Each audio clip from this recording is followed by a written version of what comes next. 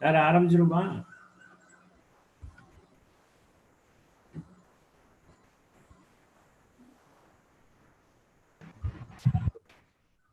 Good morning, everybody.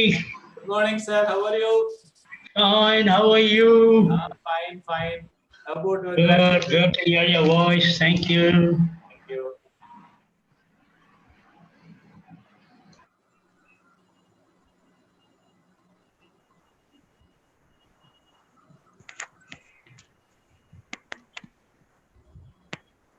Hello, sir. Good morning. Good morning, madam. How are you? Sir, I'm fine. Thank you, Sir, ma'am. yesterday's session was very good. Thank you, ma'am. Thank you.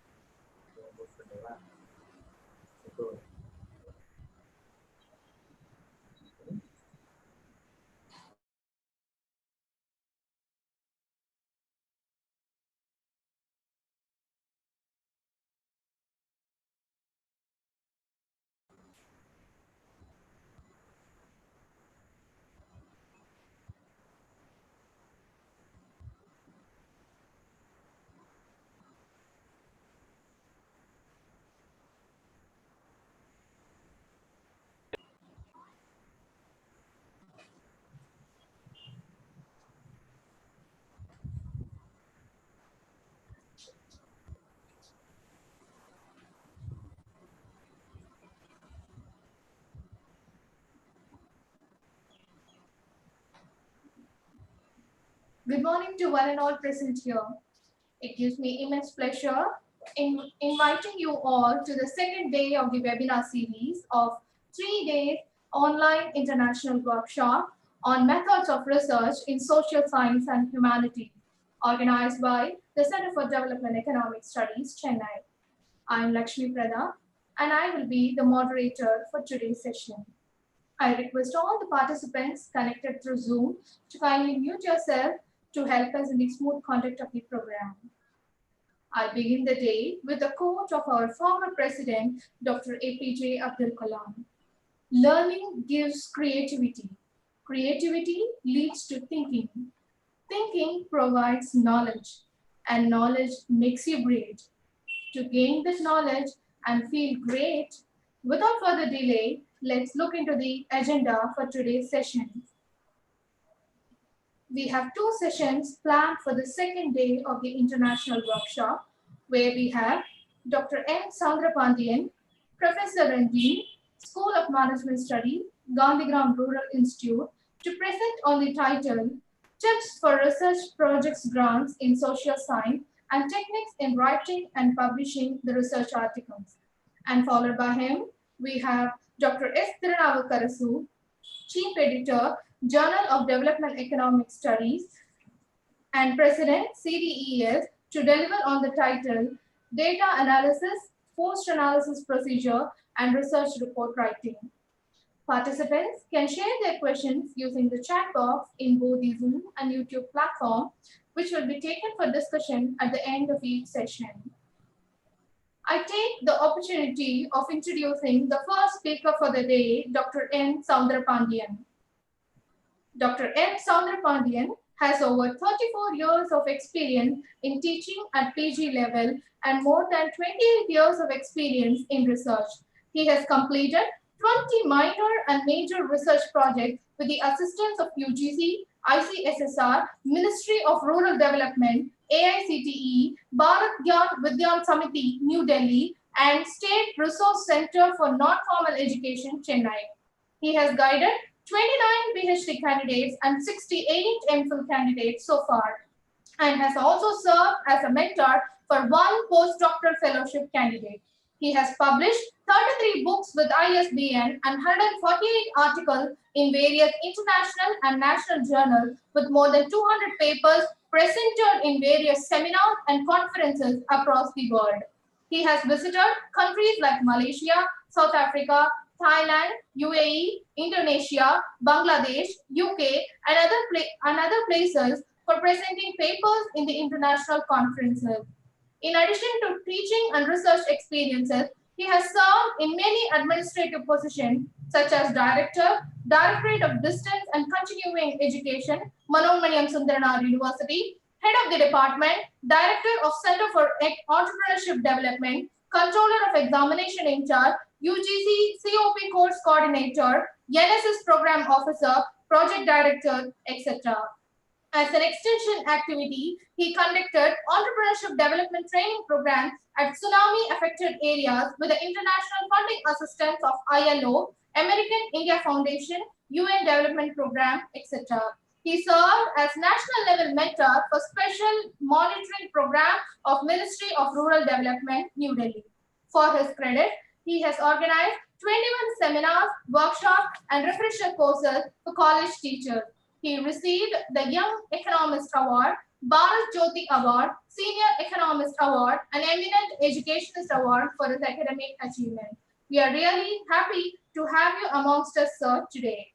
May I now request Dr. Saundra Pandian to take over the session on tips for research projects in social science and techniques in writing and publishing the research articles. Please, sir.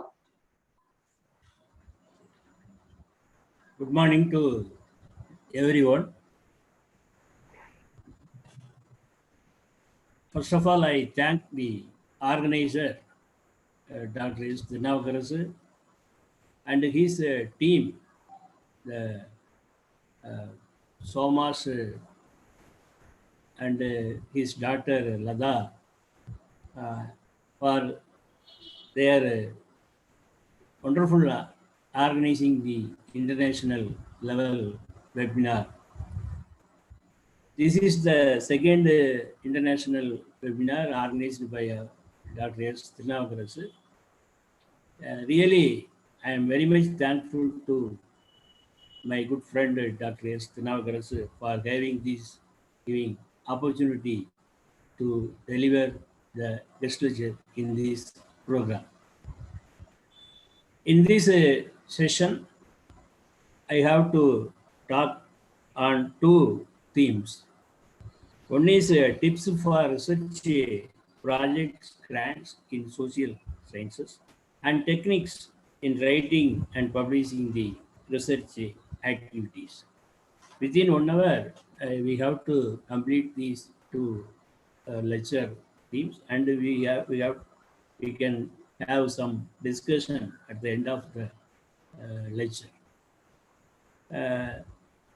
The moderator already highlighted my resume at a very nutshell. It is so based on my research experience, I accepted to deliver the theme on the tips for research project grants and fellowship assistance. Actually, it's a very difficult task. Nowadays, every researchers, teachers, research scholars, getting grants is very difficult task. I know very well about the getting financial assistance for conducting the research project. I served 11 years in a college, and then I joined here Gandhigram Rural Institute. I know the difficulties as a teacher in colleges and as a professor in a university. Both of them are getting facing difficulties in getting grants.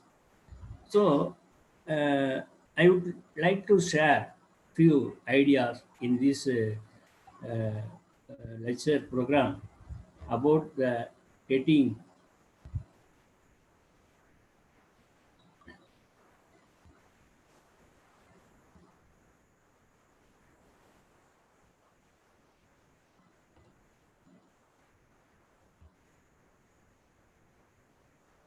Okay. Uh, Tips for the research project grants in social sciences. Uh, I am presenting the lecture in 9 subheadings. First, types of research. Second, identify the research areas in social sciences.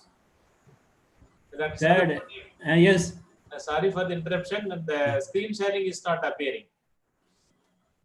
why it is clear in my, It is not coming. It is not sharing. but it is It in is my. blank only. Huh? It is showing blank. You close it again, then insert it. Okay.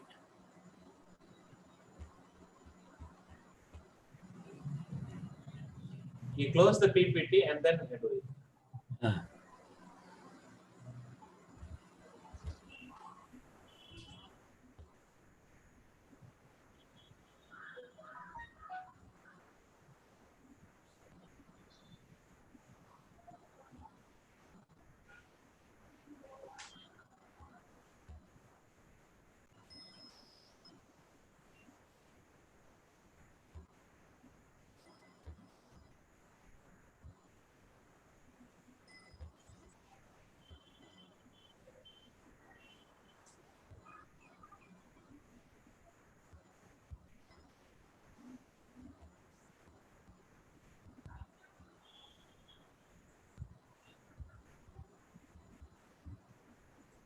You have to share from the menu in the Zoom column.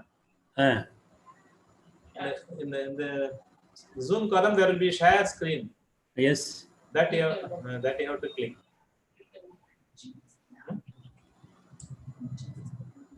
Choose PPT no. Yes. Yes. Huh? Okay, va? It is again it start appearing. Yeah.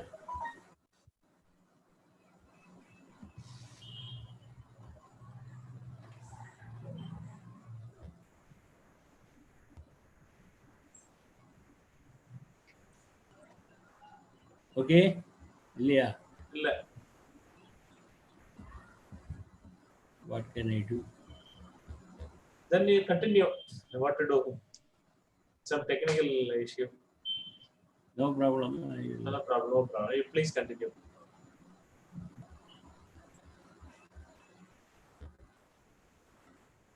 Share screen.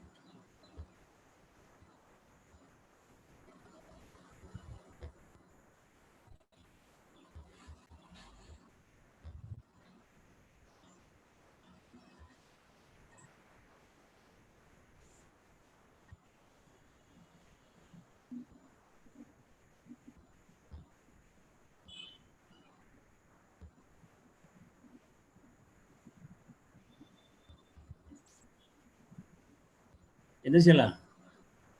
Now screen is appearing. Okay. PPT, you can open your PPT. அது வந்து இதுல இந்த மெனுல sir நீங்க உங்க video ஸ்கிரீனை minimise பண்ணிட்டு நீங்க போய் டெஸ்க்டாப்ல operate பண்ணுங்க sir. It will be viewed. Share screen ஆயிடுச்சு.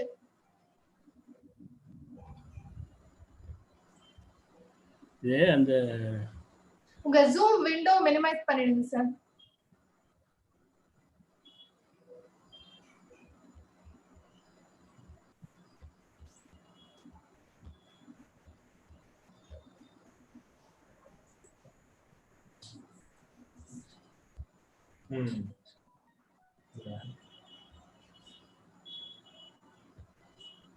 இது மினிமைஸ் ஆயிடுச்சு. பட் இந்த உங்க படம் வந்து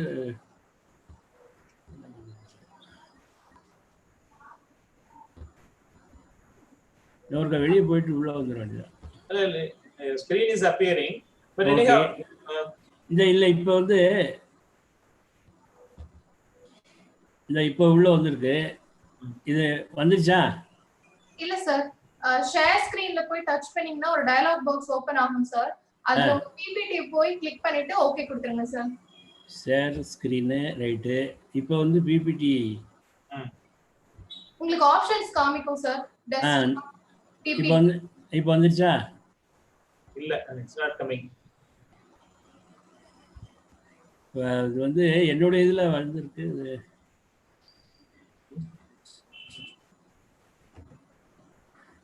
பரவாயில்ல, அப்படியே பார்த்து நீங்க can visualise and then continue your lecture sir. அப்படியா?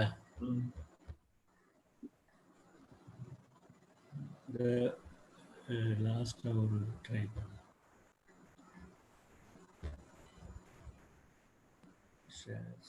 If someone is nearby, you can mail to us and our people will be doing that work. நேரத்தை பண்ணிக்கலாம்.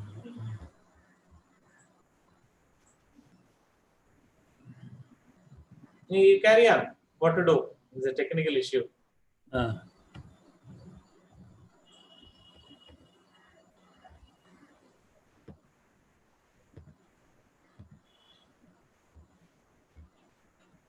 ஷேர் ஸ்க்ரீனில் போயாச்சு.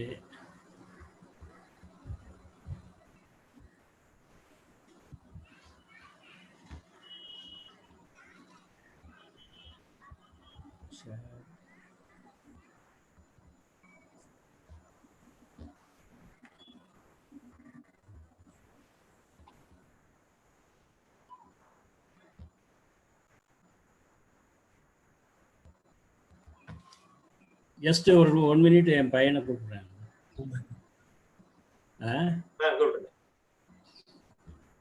நீங்க வேற ஏதாவது பண்ணிட்டு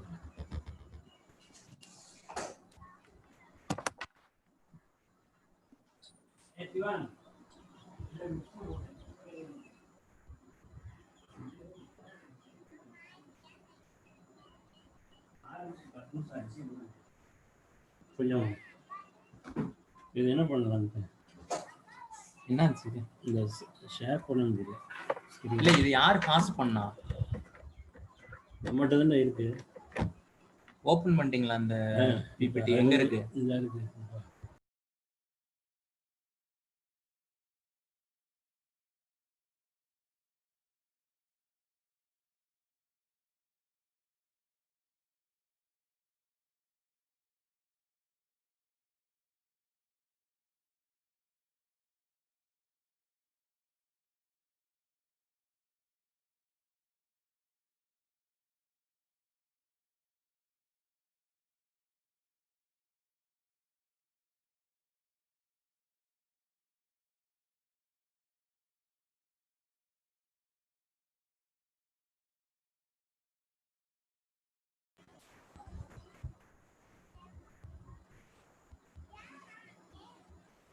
இதையும் ஓபன் பண்ணிடுறேன்.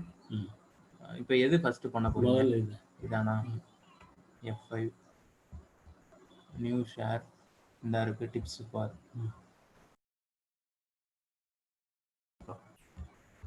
கேளுங்க, அவங்களுக்கு தெரியும்பா. கேக்குதான் மாட்டேங்குது. ஸ்கிரீன் விசிபிள் இருக்கு sir. Okay. Now it is okay. This is called the generation gap. Yes, thank you. Thank you. Please continue. Yes. So I am presenting here in 9 subheadings. First, types of research. Even though it is already taught by some other eminent persons, I would like to a brief introduction. Second, the identified research areas in social sciences, research project assistance, sources of funding, procedures in preparation of the project proposal, format of the project proposal, presentation and follow-up, utilization of funds, publication of reports. The types of research in social sciences here, 5 types. First, here the qualitative research. Qualitative research deals with the phenomena that are difficult or impossible to quantify mathematically, such as that is some of the qualitative aspects. For example, knowledge, attitude, and practice. Now I am conducting one project with the assistance of my Ministry of HRD, a KAP study on the online learning in management education, the knowledge, attitude, practice. So the qualitative aspects, knowledge, how the level, awareness level or knowledge level, we have to measure. So this type of research is called as the qualitative research. And the quantitative research, that is, it is a systematic empirical investigation of any phenomena, that is statistically or mathematically or the computational with computational techniques. For example, the many studies, we are conducting in social sciences, the unemployment level, poverty level, and the income and the earnings. Many quantitative aspects we can analyze by the quantitative research. The third one is applied research. The applied research is very in social sciences.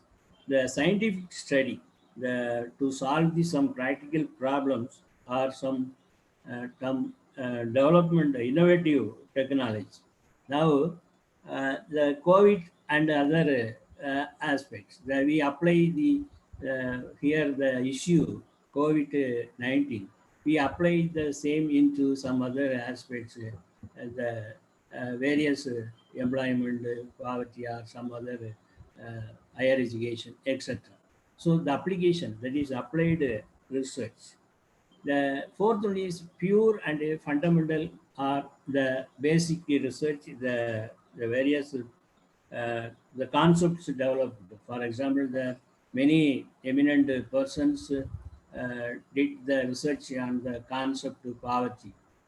From the first itself, we are having many types of analysis research on the same concept, poverty. So this is the another type. Some other types, various the descriptive research, ethnographic research, exploratory research, historical research, and phenomenal research, etc. So here some of the highlights on the types of research, and then the identified research areas in social sciences. It is from my knowledge level, some of the areas identified. The one is economic analysis. The economic analysis, problems and management, case studies, impact studies, role of institutions, schemes, socio-economic conditions, rural entrepreneurship, women studies, etc. The economic analysis. In our department, I am working in the Department of Rural Industries and Management. It is an interdisciplinary department. In our department, we have the economics, commerce, and management faculties. And we are also guiding the students for the economics, management, and commerce students for getting PhD degree. Here, the economic analysis, for the economic students, we are specifically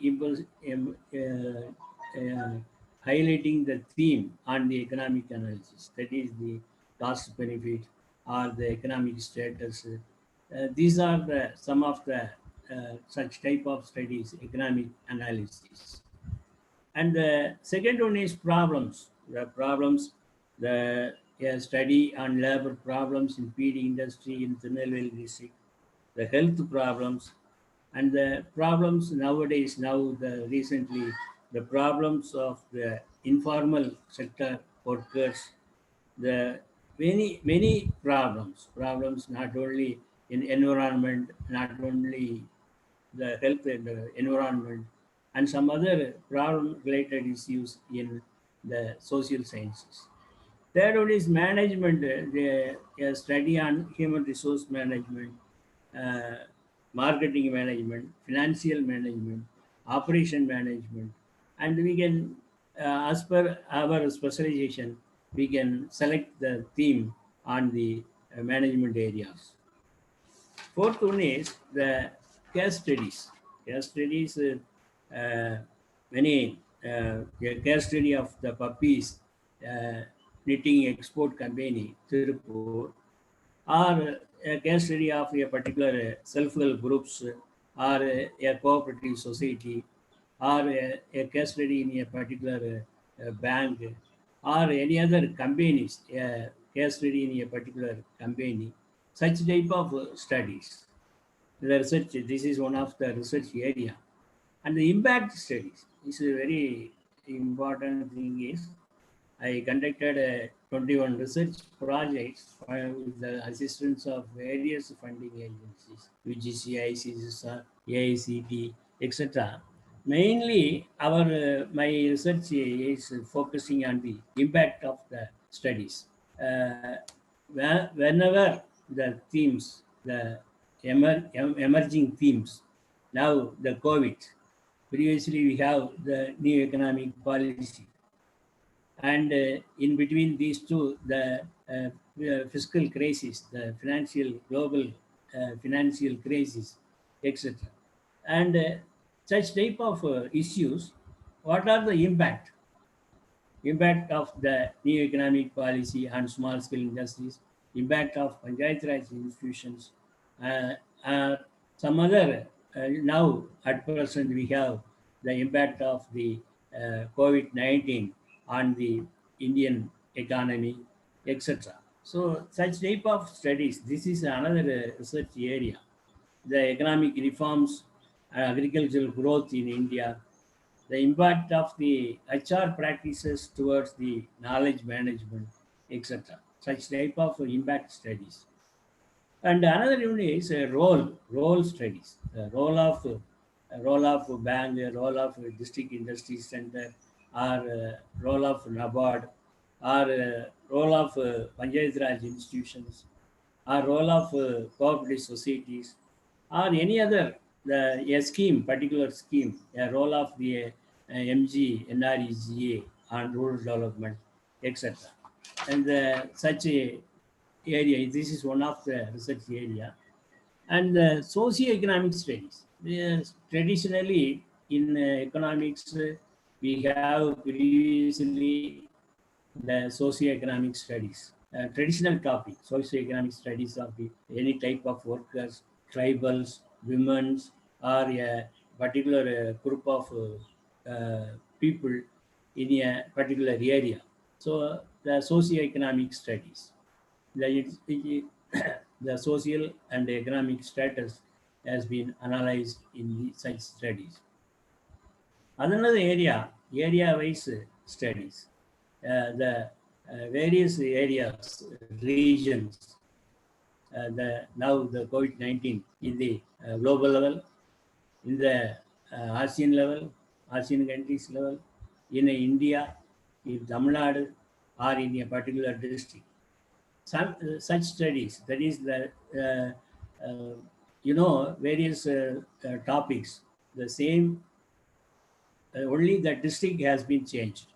The impact of the IRDP or NREP, whatever the schemes on the Tiruchirappalli district or the Chennai district or Kanchipuram district or the southern region or northern region, northeast region. So such type of area-wise studies.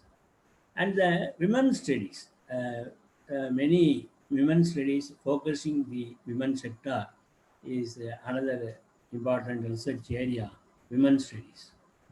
The education of the girls in Jammu Kashmir, gender gap in higher education, a study of the Muslims in the particular district of the Haryana, etc.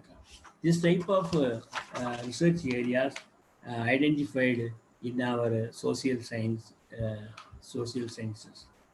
The another thing is The next thing is assistance for research projects. Usually, we have the research assistants, minor research project, major research projects, and action research. The minor research projects that is based on the fund. It depends upon the amount of funds. It previously within 5 lakhs, or nowadays it has been increased to up to 10 lakhs, etc. Uh, if it is major research projects, it will be the fund will be higher than the minor research projects, more than 20 lakhs or 10 lakhs, 15 lakhs, etc. in social sciences. But it is in the science category, they are getting the more funds in at least 1 crore.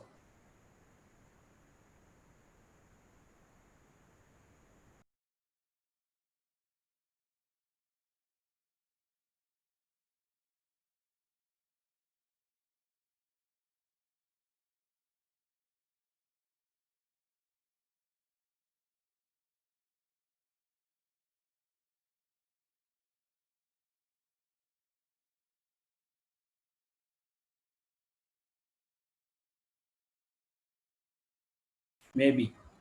So such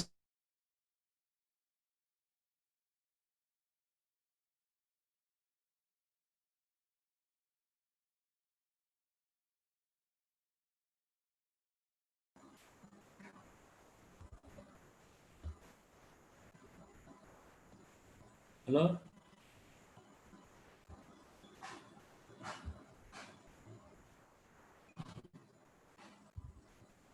Okay. Double click, you start the session. Yeah, Yes, yes. It is okay. it's okay. Now it is not appearing. Ah. You click the screen twice.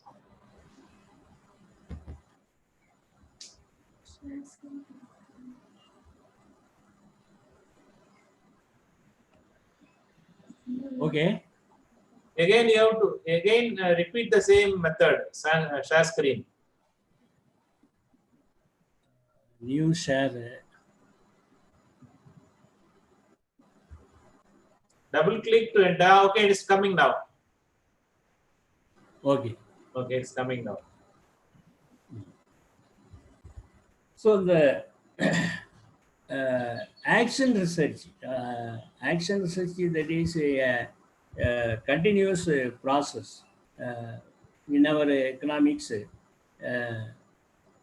Setting up the self-help groups and forming the self-help groups and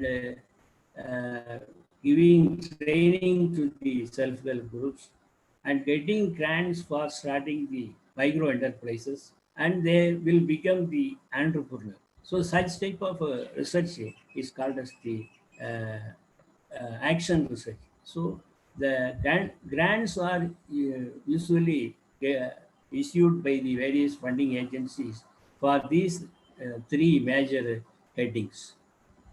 And the sources of fundings, I have given some of the sources.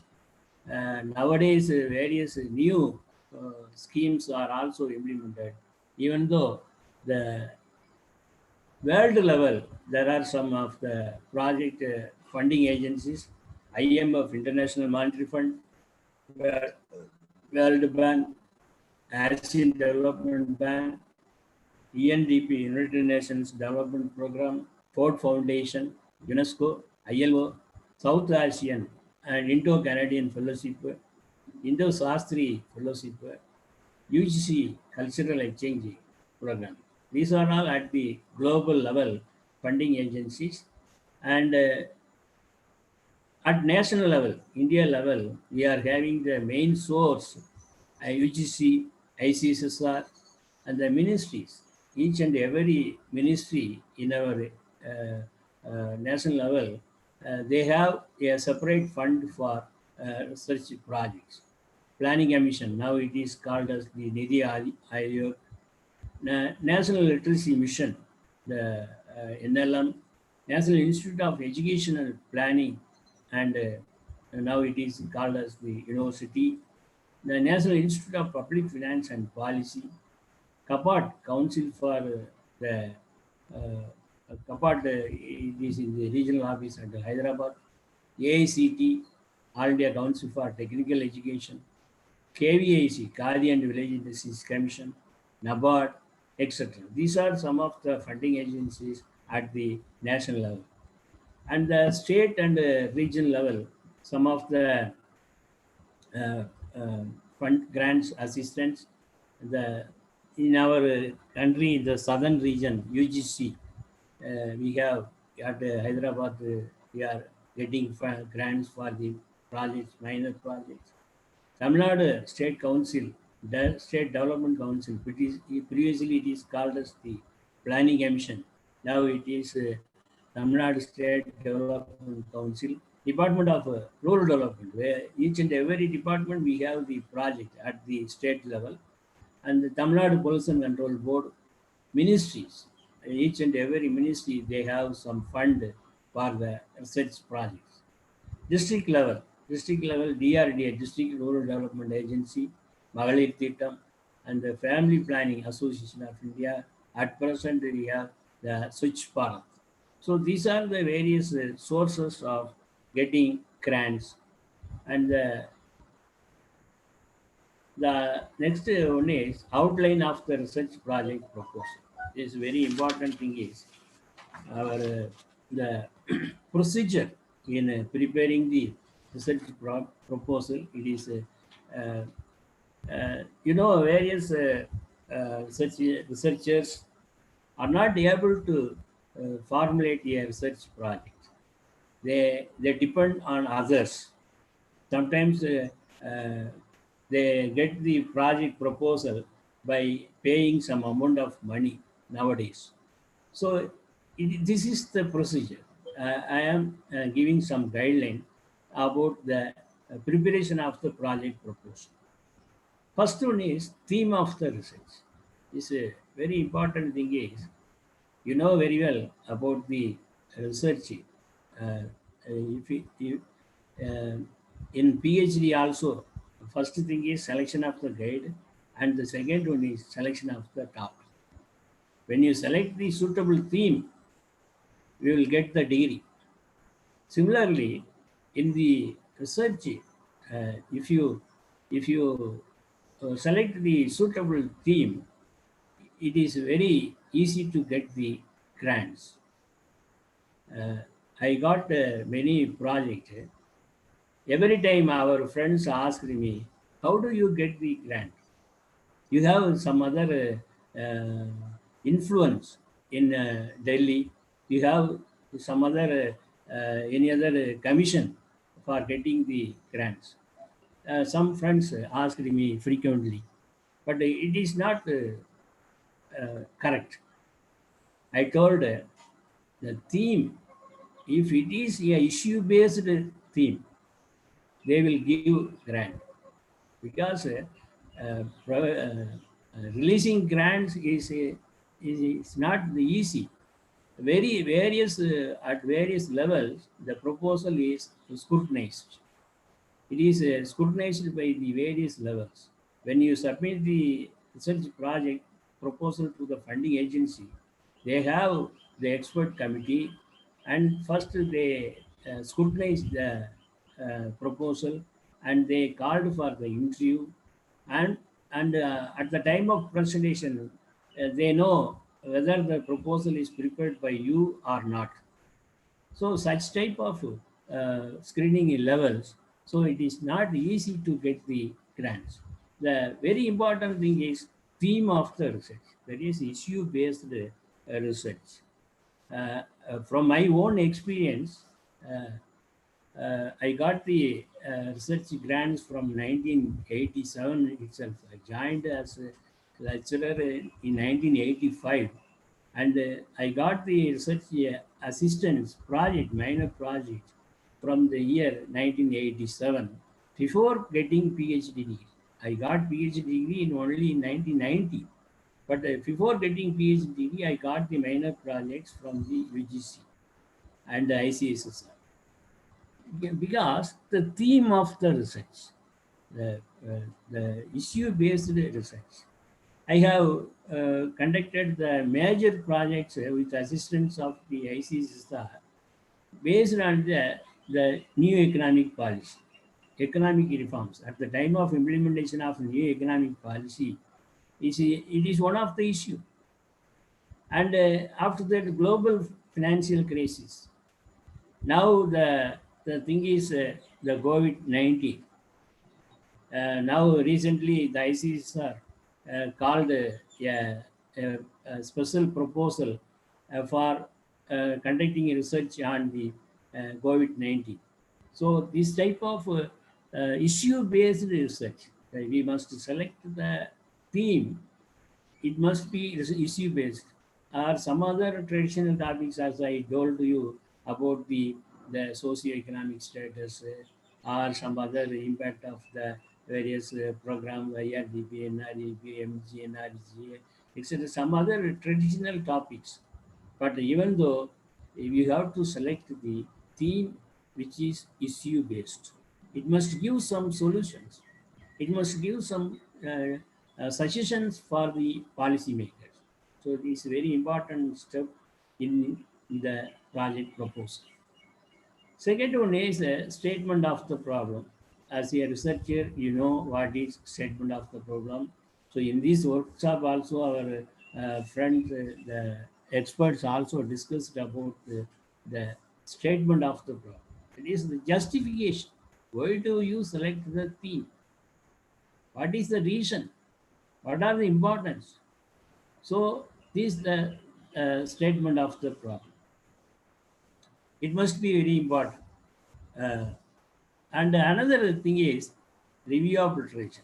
Review of literature is you have to collect some past studies, and then from the past studies you have to derive the research gap. So based on the research gap and the present study, your proposal will fulfill the gap, the research gap. So, for the purpose of review of literature is to identify the research gap. The another one is another step, objectives of the proposed study. You must give the objectives, 4 or 5 objectives, based on the theme of the research. If the title, you give the title, the impact of economic reforms on the public distribution system. So you have to give the clear objectives about the theme, uh, 4 or 5 objectives, which is mainly focusing the theme of the research. So the another thing is hypothesis to be tested. You have to give the hypothetical statement based on the objectives of the study. Suppose if you select the 4 or 5 objectives, based on the objectives, you have to frame the hypothesis to be tested. And the concept to be used are the key words about your research. You have to give some of the concepts, various definitions. For example, informal economy. The informal economy, various eminent people define the concept. How your study focusing on the specific definition. So that is the concepts used in the uh, study. And uh, so the for example, the MSME now it is the definition has been changed by the government of India. Uh, Previously, some other definitions, and the your study cover which definition. That is a very important thing is, and another step in the preparation of the project proposal, that is research design, that is methodology. Methodology, uh, now we have some experience in this 3 days workshop, we thank our Garas for giving this the wonderful lecture on this part, research design, methodology part. The types of data, primary data and the secondary data. Our study focus are will be used the secondary, whether the secondary data or primary data, and we must give the specific study area. And then suppose the leather tannery workers in Tindikal district, the study. Why do you select the Tindikal district? So we have to give the justification for selection of the study area. I am belonging to the Tindikal district, so I select that theme. It is not correct. We have to give the justification for selecting the study area. And then various major variables, we have to identify the various variables for the data collection. That is you have to give some of the variables, factors, and the design of the study, that is in the statistical design schedules questionnaire, whether you are going to use the schedule, entry schedule or the questionnaire. You must know clear the difference between the schedule and the questionnaire. Finally, the justification of the selection for each and every study area, sample respondent, the sampling techniques, and the various tools used to be used in your study. These are all covered under the methodology part, research design. So you must be very clear on these parts. And the chapter plan, you must give a proposed plan of your project report, which contains 5 chapters. For example, introduction, review of literature, the study profile of the study area, secondary data analysis, primary data analysis, and finally the summary of the findings and the conclusion. Such type of chapterization you have to give. And the project duration is a very important thing is project duration. You have to give the time budget. Time budget. If it is the project for 2 years, 24 months, you have to classify the time budget, the preparatory work, including selection of the staff and their training for 2 months. After getting the project, you have to allocate 1 or 2 months for the preparatory work and 5 months for the collection of the review of literature. So our social sciences, the main important thing is we have to collect the review of literature, the past studies from various things, and it will take 5 months.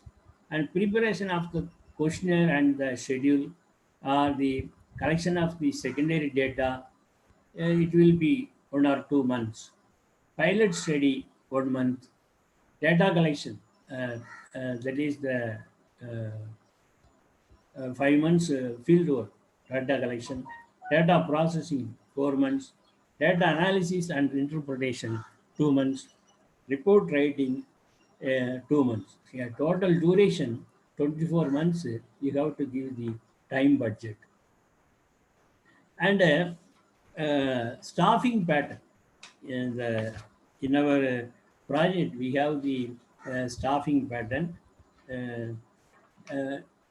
In the budget, you have to give the staffing pattern, that is the director, project director, field investigator, research assistant, research associate, and the clerical staff. So these are the some of the staffing pattern we have to give, and whether these staff are required, necessary, you have to give the justification for the requirement of the staff for the project. The budget, proposed budget. Here I am giving some one example for the 40 lakhs project. It's a very huge amount in social sciences. But nowadays, Even the minor project they are getting up to 10 lakhs from the UGC. But the 40 lakhs is the major research projects. I have given the various heads first the staffing patterns, the salary to the staff. Project director, usually project director is the honorary director. Here, some funding agencies are giving some honorary or the salary to the project director. For example, 20,000 rupees for the period of 2 months. And the research assistants, we required the research assistant at the rate of nowadays it is fixed by the each and every funding agencies. They have their own pattern, staffing pattern, and 26,000 per month, 24 months, two research assistant, field staff, that is field level workers. Field level workers is for collecting the data, primary as well as secondary data, and secretarial staff, the computer typing or some other secretarial work. We need a assistant, 15,000 rupees at the rate of for the 24 months. It is a huge sum of amount is allocated for the staffing. Out of 40 lakhs, we are giving 31 lakhs nearly for the project staff. Travel expenses, 1 lakh 12,000. Data processing, including computation, computer work, 75,000. Stationery printing, photography, postage is 75,000. Books and journals, 1 lakh 25,000. Equipments, usually in our social science, we are not having any equipments allotment, even though some funding agencies are providing fund for the computer or some other equipments, uh, and the contingencies for some items, 1 lakh. Overhead and institute charges.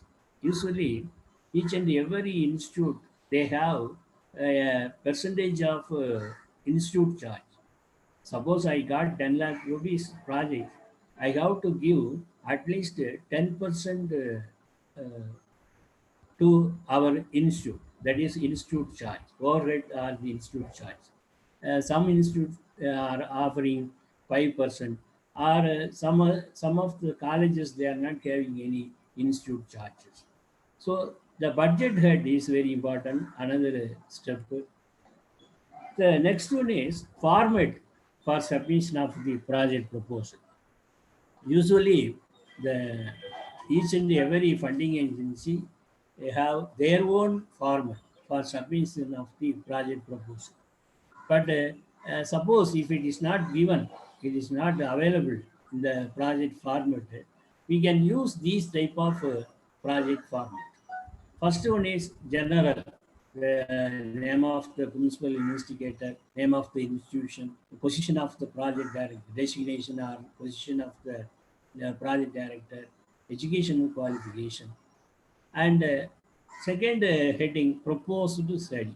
The proposal study, that is the, we already discussed about the various things, title of the project, period of the study, financial requirements, and the synopsis of the proposed study, the one abstract as well as the synopsis. The synopsis consists of the introduction, title, introduction, statement of the problem, objectives, methodology, concepts, chapterization, etc.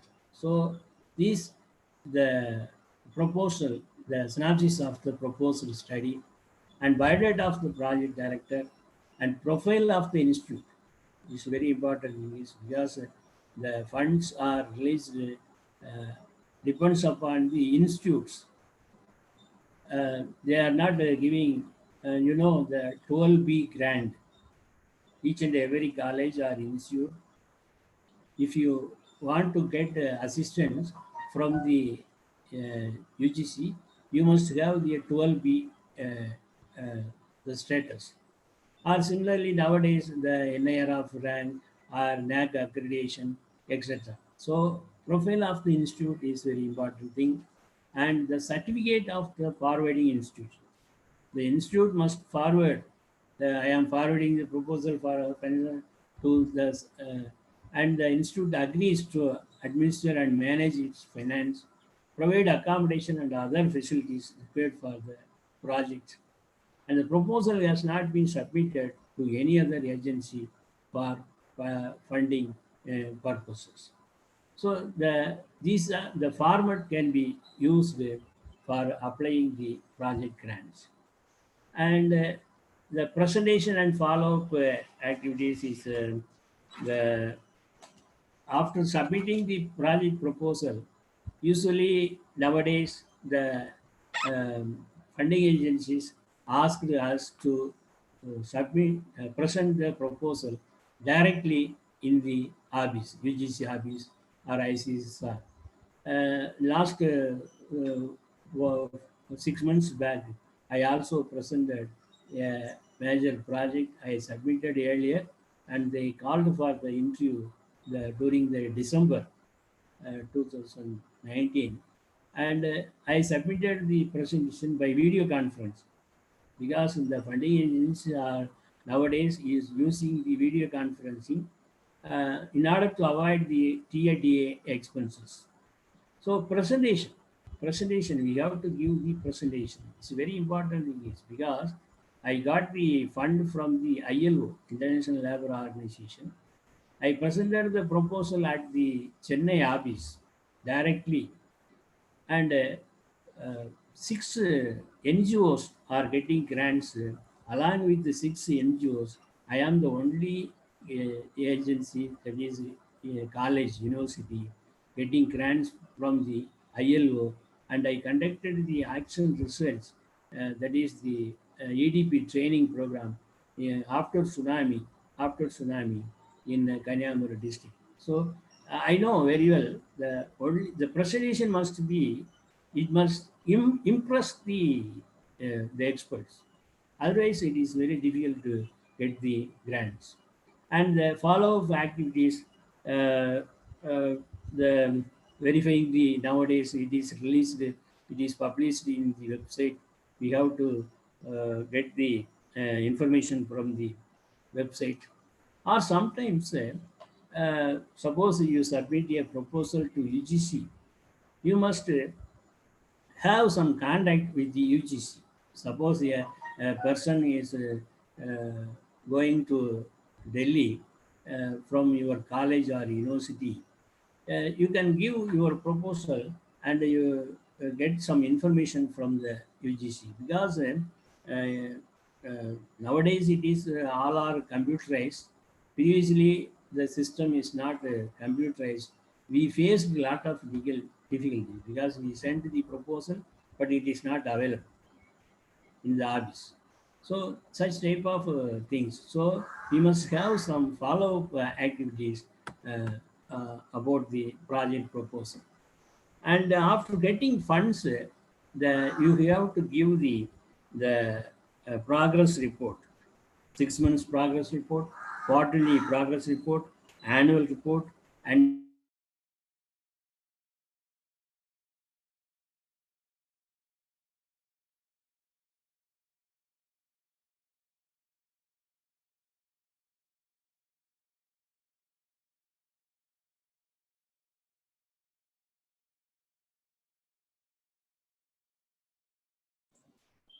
Chandrapandian, Chandrapandian, நமக்கு இல்லையா? the final report.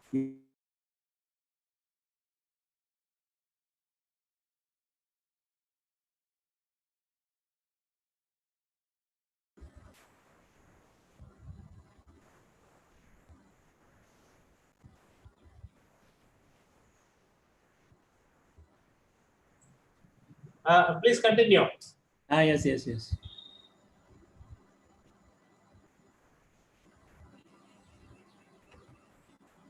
Here, some of the address I have given, funding agencies address you can get from our Dr. Tinavarasu regarding the contact address of the funding agency. South Asian Network of Economic Research and Institute, UGC, Austrian Fellowship, and Association of Commonwealth Universities, Shastri Indo-Canadian Institute, Social Science Research Council, South Asia Regional Fellowship, South Asia Regional Fellowship, the yeah, and UNICEF, University of Pennsylvania, KK Birla Foundation, ICSSR, Indian Council of Social Science Research, AICT, Ministry of Environment, etc. So these are the some of the funding agencies. You can get the fund by submitting the proposal. Uh, I think that's all about the tips for getting the grants. And the next topic is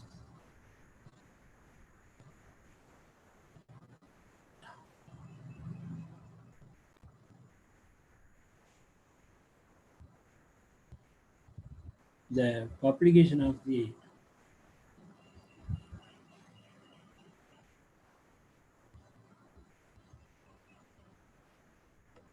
okay. Next topic, the publication of the research articles. Uh, this is very interesting. I have uh, some experience in publishing the research articles. Previously, uh, at the time of 1980s, 90s, we have only computers. No, sorry, typewriters. We are not having any typewriter, the computers. We have to type in the typewriting office. We have to send the articles. Sadhurapadian, Yes. the share screening is not coming. So, what can I do? Publication.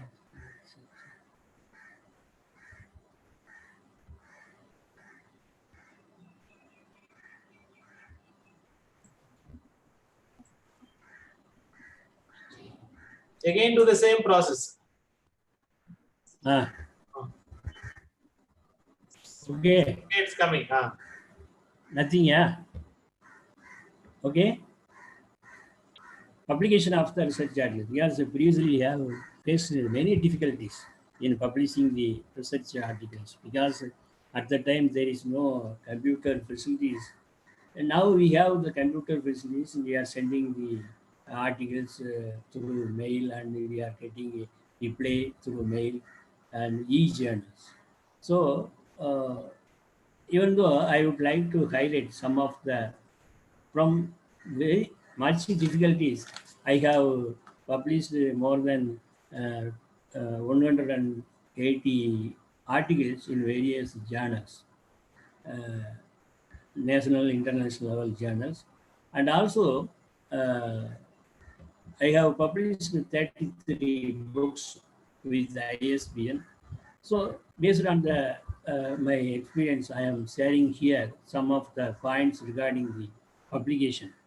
Here, sources of publication. We can publish the article in the edited books. Suppose our Dr. Tinavara's edit a book on the COVID-19. We can send the article. He will publish with the ISBN number the edited books, the such type of edited books and journals. Journals nowadays we have the e-journals and conference and seminar proceedings. Suppose you submit the article paper in the seminar conference, it will be published as the conference proceedings. And the occasional paper, working paper, if you go through the Planning and Mission website or IMF, World Bank or NABARD or any other website, you can see the working papers or the occasional papers. I have already completed and published two occasional papers from the NABARD. NABARD, I have published two occasional papers.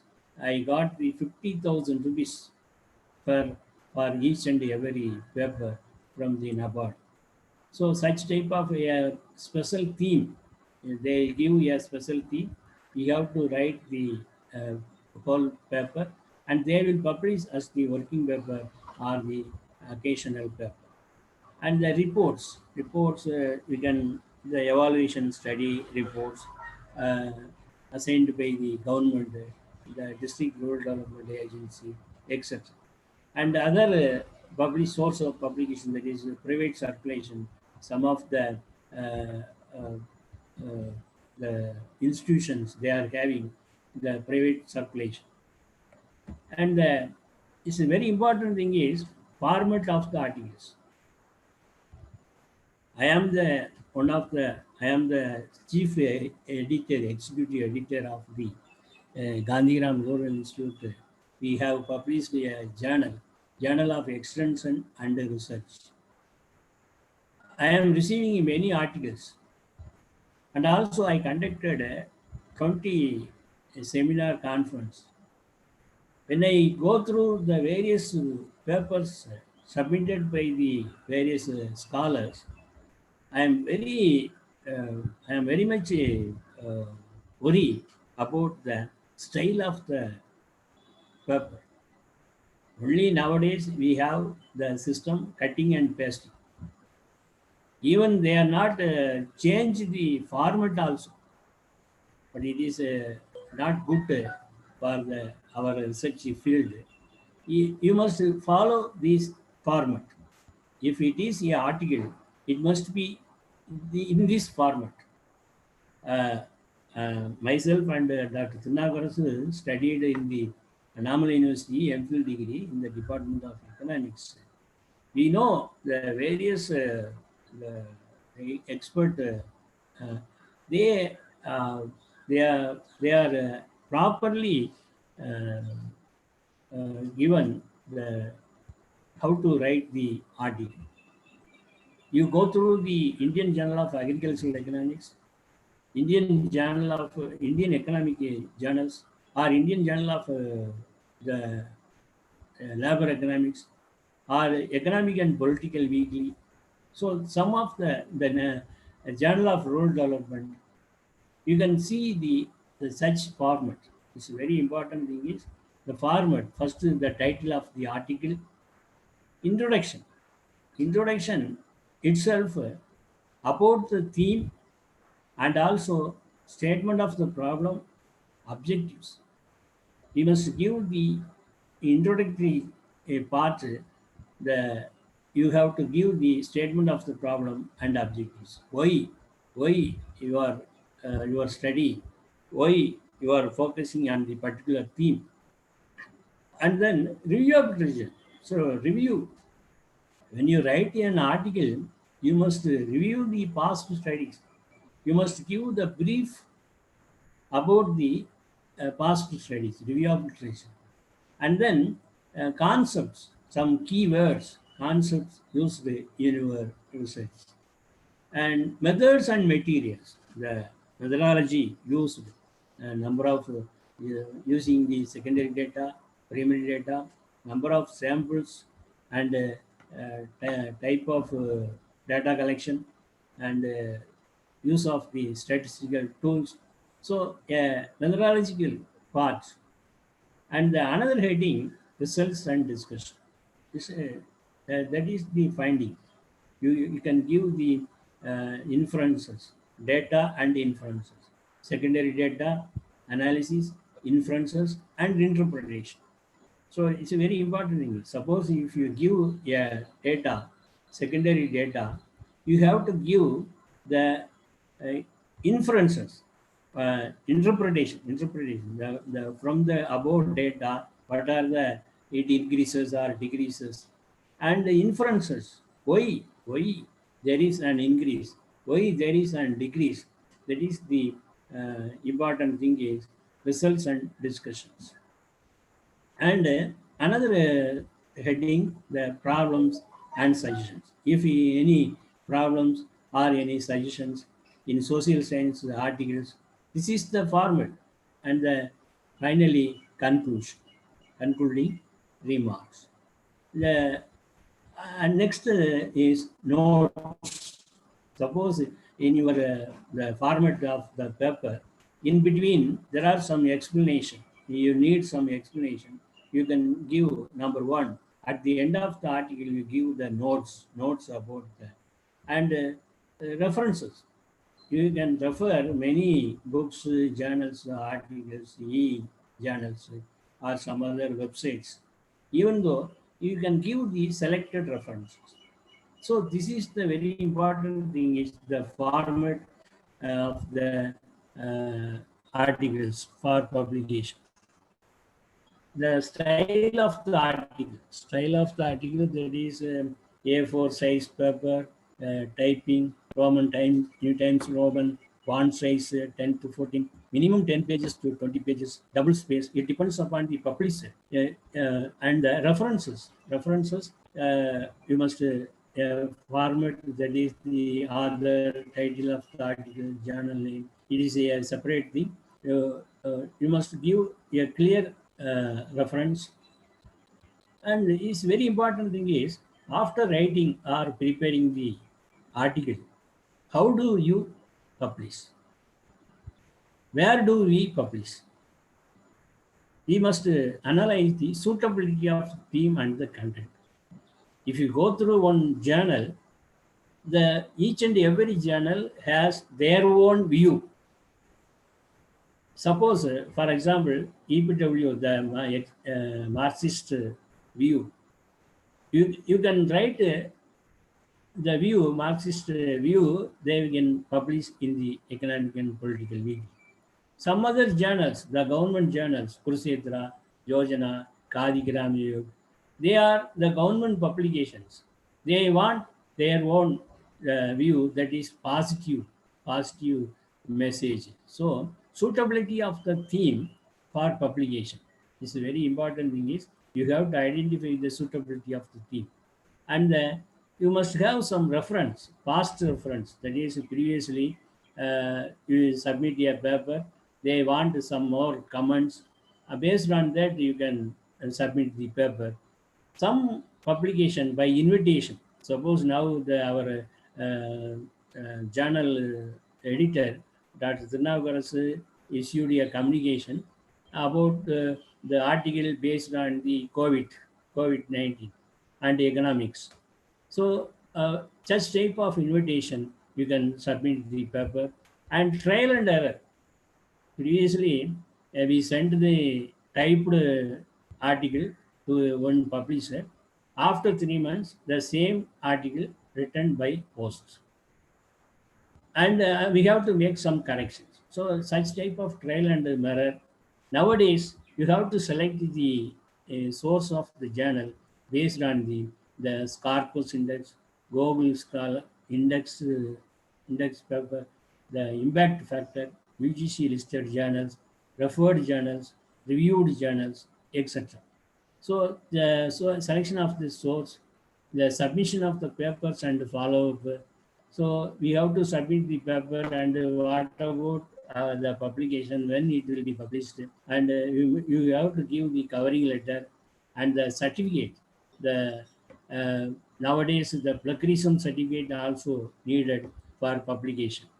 And some of the journals, selected journals, I have given the list of journals. Indian Management, Indian Journal of Marketing, Tamil Nadu Journal of Cooperation, the Cooperator, Indian Journal of Economics and Business, and Sarvodaya, Journal of Extension and Research, the Indian Journal of Labor Economics, Review of Development and Change, Third Concept, Southern Economist, and Financing Agriculture, Kurukshetra, Yojana, Kadi Grami, Intensive Agriculture, Ishan World, Indian Journal of Agricultural Economics, Journal of Rural Development, Economic and Political Weekly, Indian Journal of Industrial Relations, the Indian Journal of Public Administration, the Indian Economic Journal, economic affairs. So these are the main journals you can publish. Nowadays, you can publish the articles by paying amount. But if it is a UGC listed or peer reviewed or referred journal, you can publish the articles. So these are the things I want to share with you. I thank the organizers for giving this opportunity. Now, if any questions, we will discuss.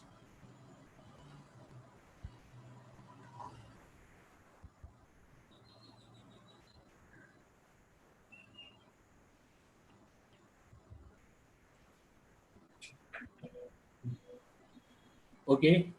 Thank you. Thank Yes, you. sir. Thank you. Thank you for the exemplary presentation, sir. I'm sure the audience would have clearly understood the research project grants and their funding, and also the tips on writing and publishing the research articles. Thank you so much for that, sir. Thank you very much. I must thank you. Due to the time constraints, we are not moving on with the Q&A session now. I request the participants to go ahead, share their questions in the chat box, which will be shared with the resource person, and the answers from the resource person will be shared to you. Moving on to the next session in the agenda, we have Dr. S. Tirunavukarasu, who is the President of Center for Development Economic Studies and founder, Chief Editor for the Journal for Development Economics and Management Research Studies, to take over a session on data analysis, post-analysis procedure, and research report writing to the August audience. Good morning, all of you. I'm really thankful to Dr. Sandra Pandian for his meticulous preparation and presentation. Following that, now we have data analysis, post-analysis procedure, and research report writing. The three aspects I'll be covering in this 45 minutes time. What is it? Pre-analysis procedure. Pre-analysis procedure is pertaining to preparation of data for analysis. In the earlier sessions, that is yesterday, session 1 and session 2, we have analyzed about how to go about in the selection of a theme or a research topic. After finalizing a research topic with the proper thought, discussion and all, then in the process we have also analyzed about preparation of schedule or a questionnaire, and then what type of data that we are going to analyze to support the authenticity of the research topic that we have chosen for our study. Once we have finalized all these things, including methodology, research design, formulation of research problem, etc., now it comes preparing the data for analysis. Now we have data collected from different sources. The sources may be primary, secondary. I am not going to explain much about it. This is known to all of us. The data that we have may be segregated into descriptive analysis, diagnostic analysis, and then predictive analysis and prescriptive analysis. The first type of data is pertaining to descriptive analysis. This is pertaining to looks at past data and tells what happened. So we have a data collected from different sources, and that data is with us. Now we have to see from where it comes, what is the use of the data, and what we are going to do. When we are able to answer to these basic questions, then it comes descriptive type. In the descriptive type, we may get negative or positive. Say any poverty study or a current topic pertaining to health impact of COVID on the victims, whatever it is, we may get a positive or a negative one. Then we can go to the next one, which is diagnostic. This is aimed to determine why something happened. In the descriptive diagnostic analysis, From the descriptive, we may have negative or positive. Why we got negative?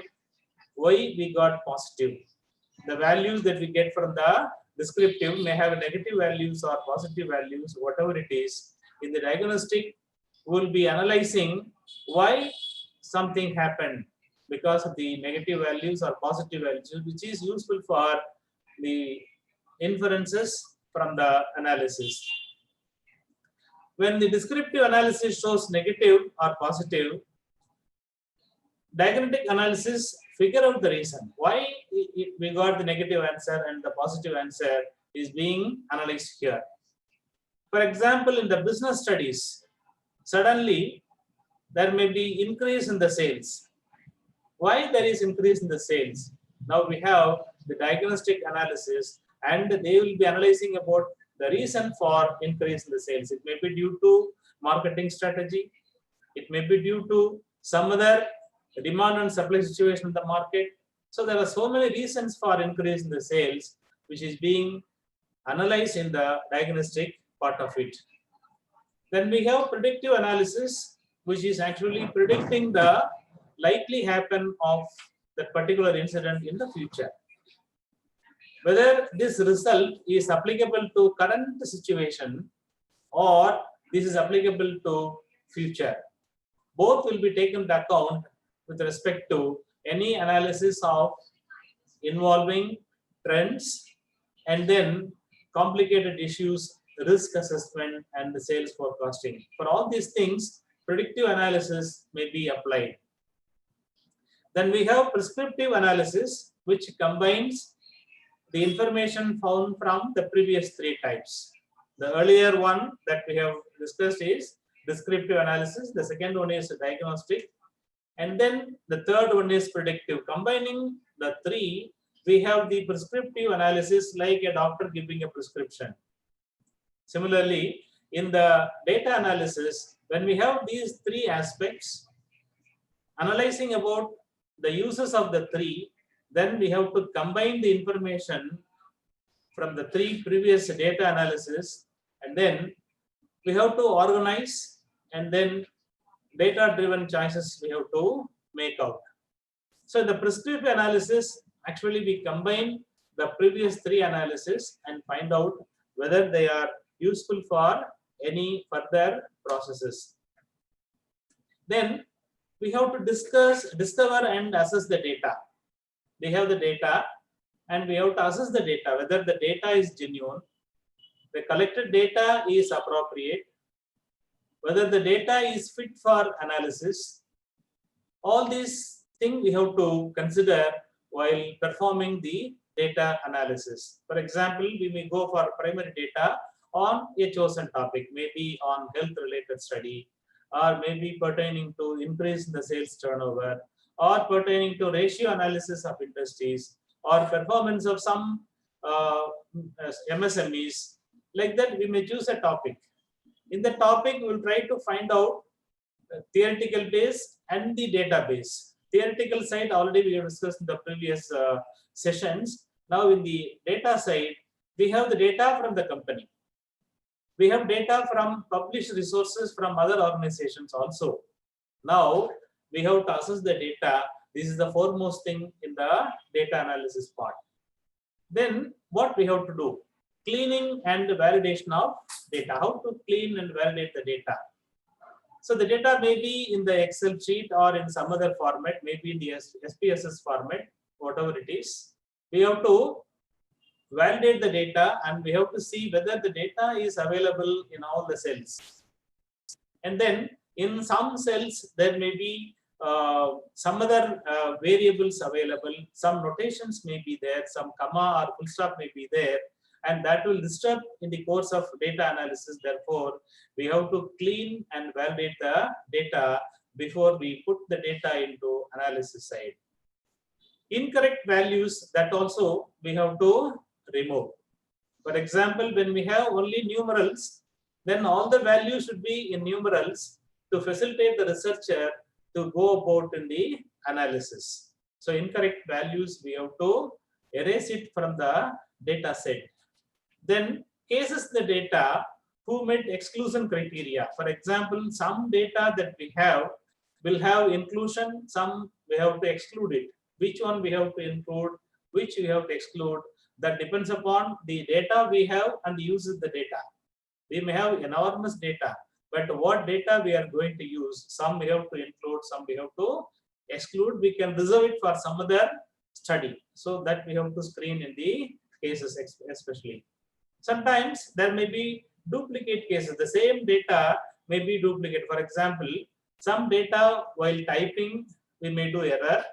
Sometimes we may copy from one Excel sheet to another Excel sheet, one SPSS to another one. While copying and doing the process, duplication may come. So we have to be very careful, otherwise the number of observations may increase, which may not be helpful to our analysis. Therefore, duplicate cases, we have to clean it before we do the process. And then missing data and outliers, skip pattern, logic breakdowns. These are all some of the things that we do in the data cleaning process. So missing data, we have to fill up. For example, in the 50 cells or rows or column, whatever it is, in some row or in some column, in some cell, some item or variable may be missing or some data may be missing. Then we have to go to the source, take the data, again we have to type or paste it. Then only you will have the complete worksheet or Excel sheet which is fit enough for performing any research. Then making sure that the same value string variables is always returned the same way. For example, in the array of the data that we have, all the cases, it should be continuous. It should be in the same order. Otherwise, when we run the program, then the result will not come. It will give only error message. To avoid that, the string variables should be written the same way for the entire Excel sheet or SPSS worksheet. The variables should be in the same order without change in the order, whatever it is. So this is another important thing that we go about in the data analysis. Then creating necessary variables. For example, when we evolve a model, maybe pertaining to input-output analysis, or we may fit a regression, or we may perform a correlation or a multiple correlation, or we may do a discriminant function, or we may perform a factor analysis. In the different methods of tools that we use for data analysis, we have to create only necessary variables. What is related to the objective of the study, and then what are the data that we have, then only we have to evolve a model. So unnecessarily, we should not have too many variables, which is beyond the research question. And then we can record and compute the variables, then only we can authenticate any research problem. Sometimes we may have qualitative variables. Then they will be using scales or scores, where we have to creating changing scores or creating indices from scales that we have to analyze. It may be a 3-point or a 5-point scale, and what is the thing that we are using? Sometimes agree, disagree, like that, neutral, where we have to place all these things. There is an order of the creating indices for scales. We have to follow proper methodology in the scaling technique. And then combining two small to use categories of nominal variables, because when we combine the categories, the nominal variables have to be properly handled by a researcher. And then centering variables, also another aspect in the research analysis. We have restructuring data from wide format to long format. So combining two small, or when we do it, we have to centralize the whole thing. In performing the analysis part in the Excel sheet, when we have from left to right, say about 100 or 150 columns, then it will be very, very difficult. I won't say it is not possible, it is possible, but it will be time consuming and laborious to a researcher. Therefore, better to have a long format than the wide format. This is another important aspect for a researcher when they enter the data in the Excel sheet. Then, once we have entered the data following the previous procedure, then we have to format all the variables. So formatting is required. In the formatting, original and newly created variables need to be formatted. This is formatted because software works with them correctly. Failing to format a missing value code or dummy variable correctly, then the results will not come.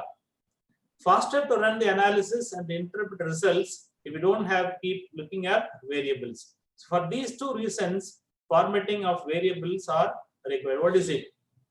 The software that we are going to use will work properly when we have the format a missing value or a code or a dummy variable. So what is the dummy that we are actually using?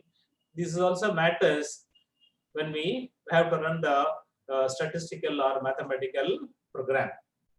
Then setting all missing data codes. So missing data are treated as such. Then in the analysis, we have to set the missing data codes. Earlier we discussed about missing data filling. Now we have to set the missing data codes. When we use codes, then we have to properly make it. Then we have formatting data variable as dates, numerals, variables as numbers. So what is it? Formatting data variable, date variables. For example, sometimes we may use dates, sometimes we may use a number, sometimes numerals will be using it. While using all these types, formatting in a sequence manner will help the researcher to run the statistical program. Then we have labeling all variables, categorization of all variables in a particular sequence will also help the researcher to run the data analysis or program. Then questionnaire checking, already we have discussed about that in the earlier session, how to prepare a questionnaire with the proper pilot testing, and we have a final questionnaire, and then it involves eliminating unacceptable questionnaires. Only the questionnaire, the data that we want to have, we have to be very, very careful in choosing the questions to be asked pertaining to the objectives, because only the questions in the questionnaire is the base for data collection. Therefore, whether the questionnaire is prepared based on a proper format or not, this is part of the questionnaire checking. Editing correct, ineligible, incomplete, inconsistent, and ambiguous answers. These are all another important issue with respect to editing part. Because if it is incomplete, then we will not get what is the data that we need. If it is inconsistent, again, the person who is giving answer, he may not be able to give an answer. Then ambiguous answers from the respondents will also be a problem to the researcher to get a proper answer. If you get proper question, if you ask a proper question and get the proper answer, then only the data will be a valuable and acceptable data. And then after editing, we have coding. In coding, we may use alphanumeric codes, whatever it is. Then based on that, we'll be applying statistical tools. Therefore, we have to be very, very careful in editing the data and coding the data. Then we have transcribing, which consists of application for further processing. Once the data is collected, then we will be using it for further process. Therefore, we have to be very, very careful in that.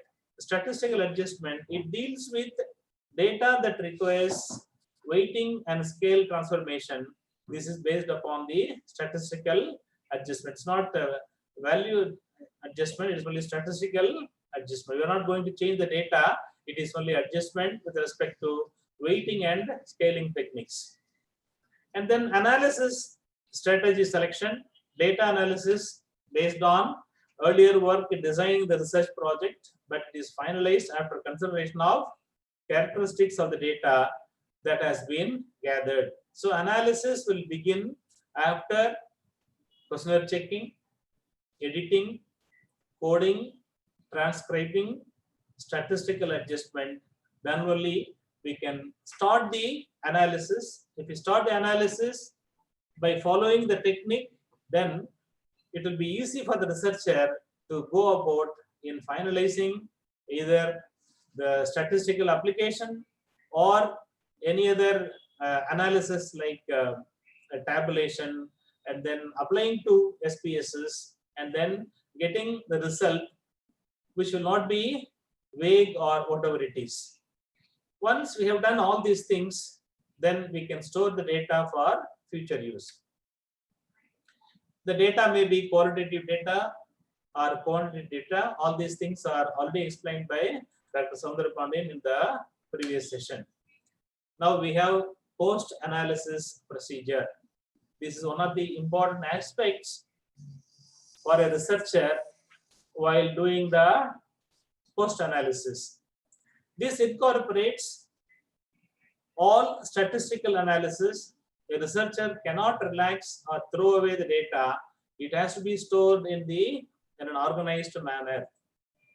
In the earlier discussion, we made it that we have collected data, we have cleaned the data, we have done missing data analysis, we have done the coding, decoding, whatever it is, everything is over. We have run the program and we have the results also.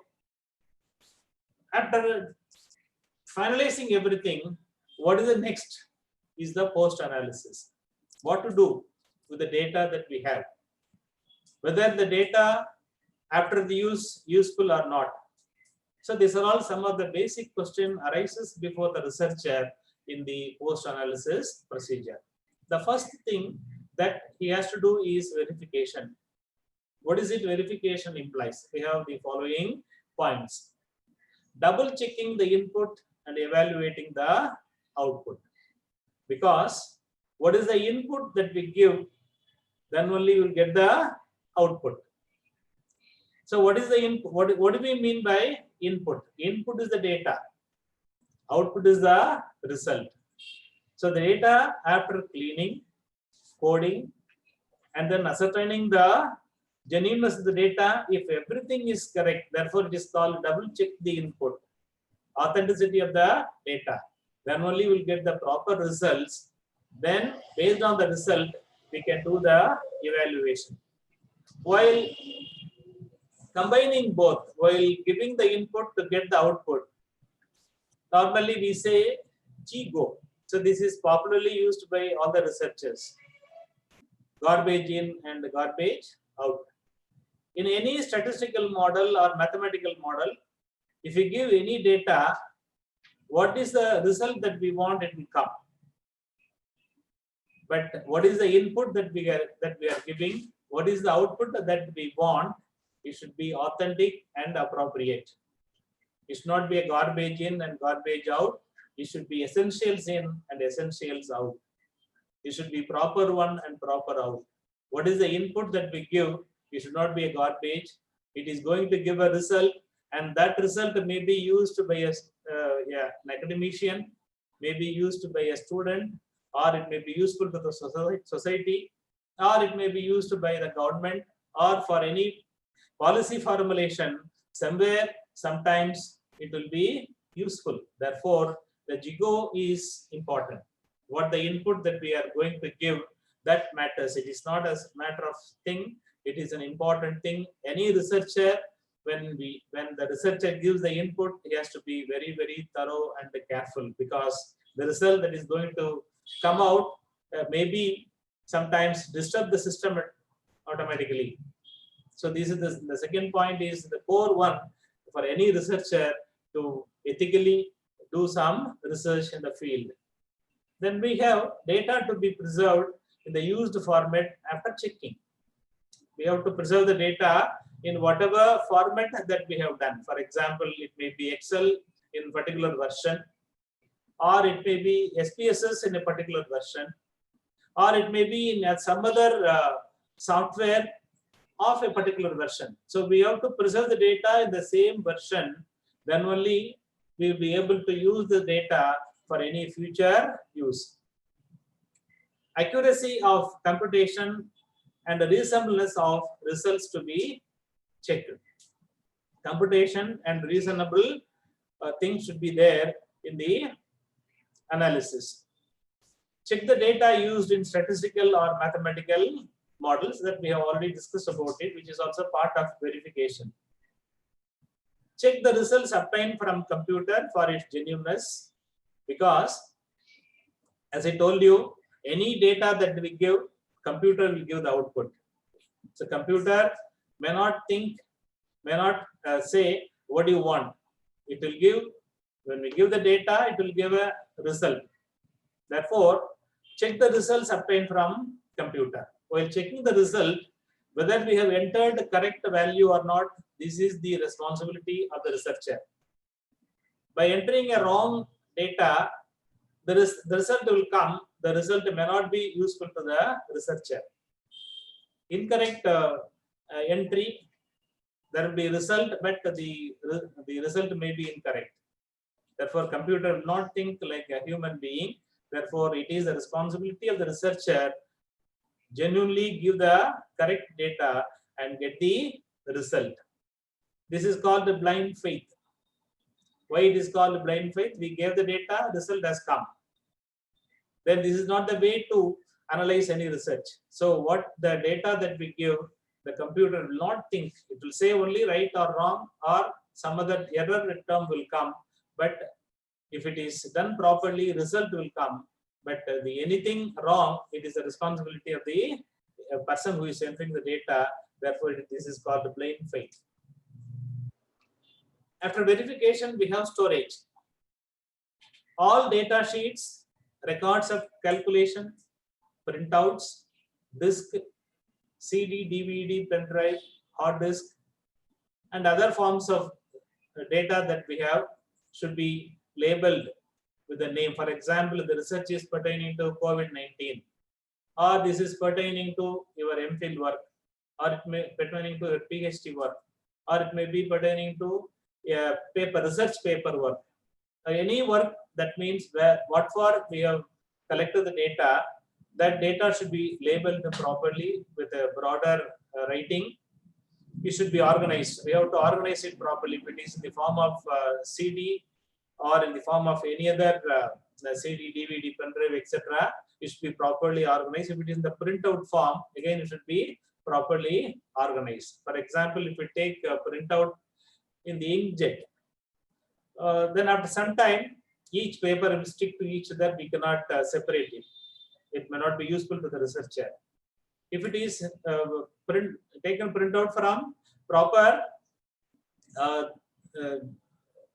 machine, so laser type, then it may not stick to each other, and we have to be very, very careful in placing the paper one after another, and it should be retrievable, and we have to see that they are intact. This is the part of organizing the material, and then it should be filed in a safe place.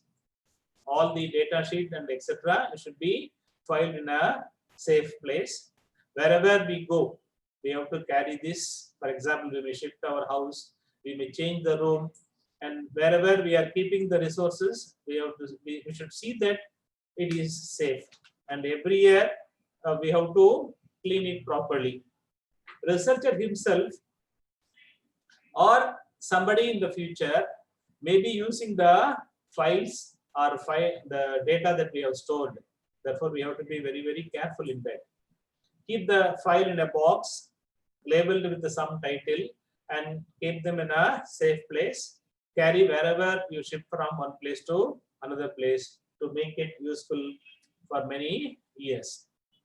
So, after storage, validation, and then storage, we have interpreted the results. And we have done the data analysis, and we have stored the data material in the proper format. Now we have results. Already the data part is over. Now we have results, and the results to be interpreted, results to be organized, the results to be analyzed by the researcher theoretically or mathematically, whatever it is. And this is already discussed by the previous speaker, Dr. Soundra Pandian, but there are some 4 or 5 issues that I will highlight. Interpreting the results from the data analysis consists of validate why you have conducted. The interpretation should explain why you have conducted the research at all. Then analyst or business users should look into corroborative during the process. In the process of interpretation, for example, some result you will get. For example, you may apply a T test or F test or ANOVA test, whatever it is. We have a result, and the result to be properly analyzed. So that is part of the interpretation of the results. So we may have a table. That table may be a frequency table.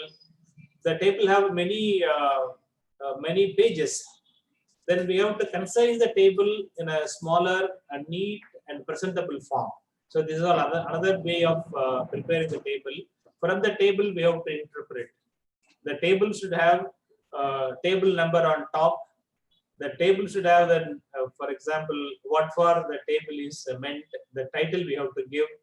Then if the table is, if you have generated the table, you can give source as computed from primary data. If it is taken from a published result, then we have to give the source. This is the ethical way of presenting a table. So when interpreting the result, consider any challenges or limitation that may have to be followed. So these are all some of the component of interpretation of the results. Preparation of research report has about many questions the researcher has to answer. If you have carefully prepared your research plan before you conduct your research study, you have a good head start on writing your research report. So we have been insisting upon the careful selection of a research topic. So this is the core thing.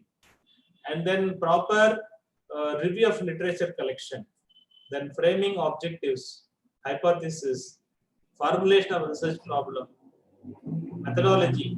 So these are all the core component of careful preparation of a research plan. If it is done, then there will be no problem to the researcher to go about in the research report. Make an outline of report, that is called the chapterization or plan of the study. According to the choice of the research title, you may have any research title will have, a research study will have introduction, then we have review of literature, 1 chapter, introduction, 1 chapter, then we have theory. For example, if it is COVID-19, the theory part, we have to give about the pandemic and other things prevailing in various situations, and the theoretical component analyzed by various researchers that we have to highlight in the theory part of it. If it is pertaining to monetary policy, then the theories on monetary policies we have to highlight in the 3rd chapter or 4th chapter, where the theory we are going to explain.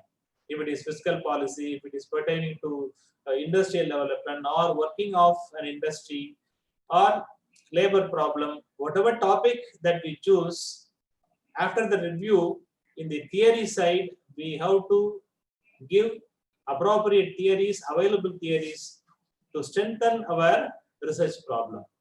Then we have data analysis part. Normally, sometimes they may divide into 2 chapters. If it is primary, 1 chapter, secondary, another chapter. Like that, we have to bifurcate the secondary data analysis 1 chapter and primary data analysis in the another chapter. And then plan of your research, data pertaining to your research. We have to give the research design in 1 special chapter. And finally, we have analysis, and then we can give the conclusion, summary, and then suggestion. So this is the organization of any research. This plan is another important thing in the preparation of a research report.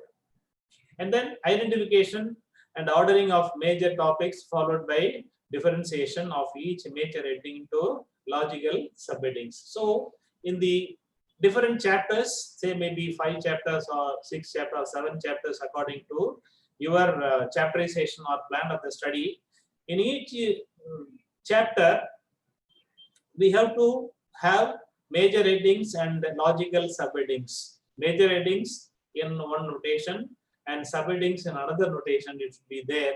Then only the ordering of major topics will be neat.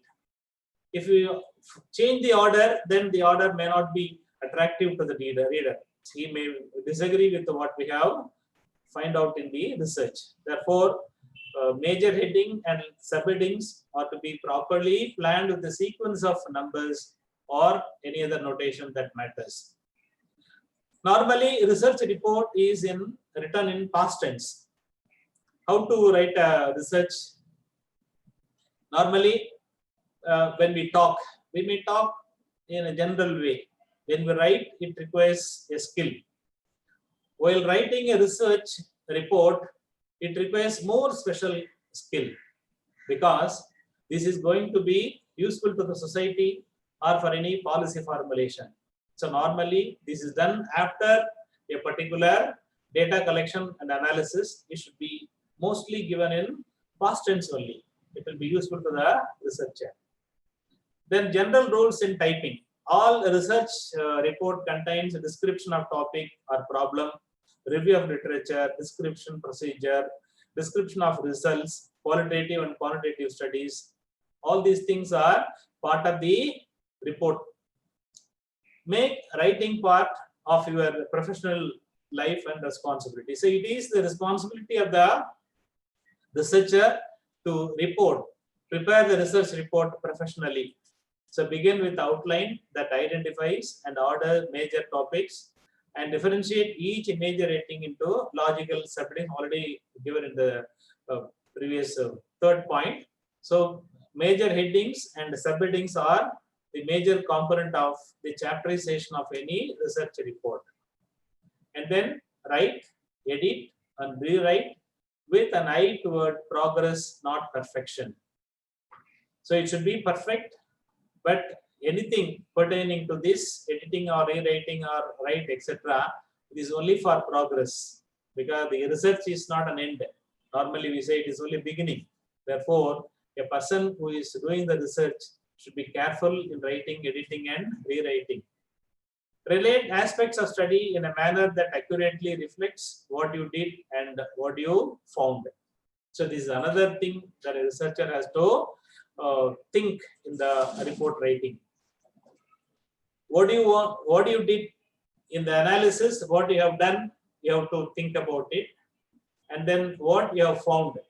What you did and what you have found, it should be there. What you did should reflect what you have found. For example, in a current topic, say COVID-19, the fall in the income or a problem in the families of the victims, the loss in the man days, whatever it is. So what you did, so you are calculating or measuring loss in man days. Then what you found, the result should reflect whether there is loss in the man days or not. We know that due to COVID-19, there is loss in man days. What you found should reflect what you have thought about it. So this sequence is important in the presentation of any research report. Use clear, simple, straightforward language, correct spelling, grammar, punctuation, everything is seen by the reviewers. If you write an article, this is being checked by the editors. If you write a thesis, then the thesis is evaluated by the examiners, your guide, in local examiner and the foreign examiner. They will see all these things. Therefore, be careful with the spelling, grammar, punctuation, language, etc.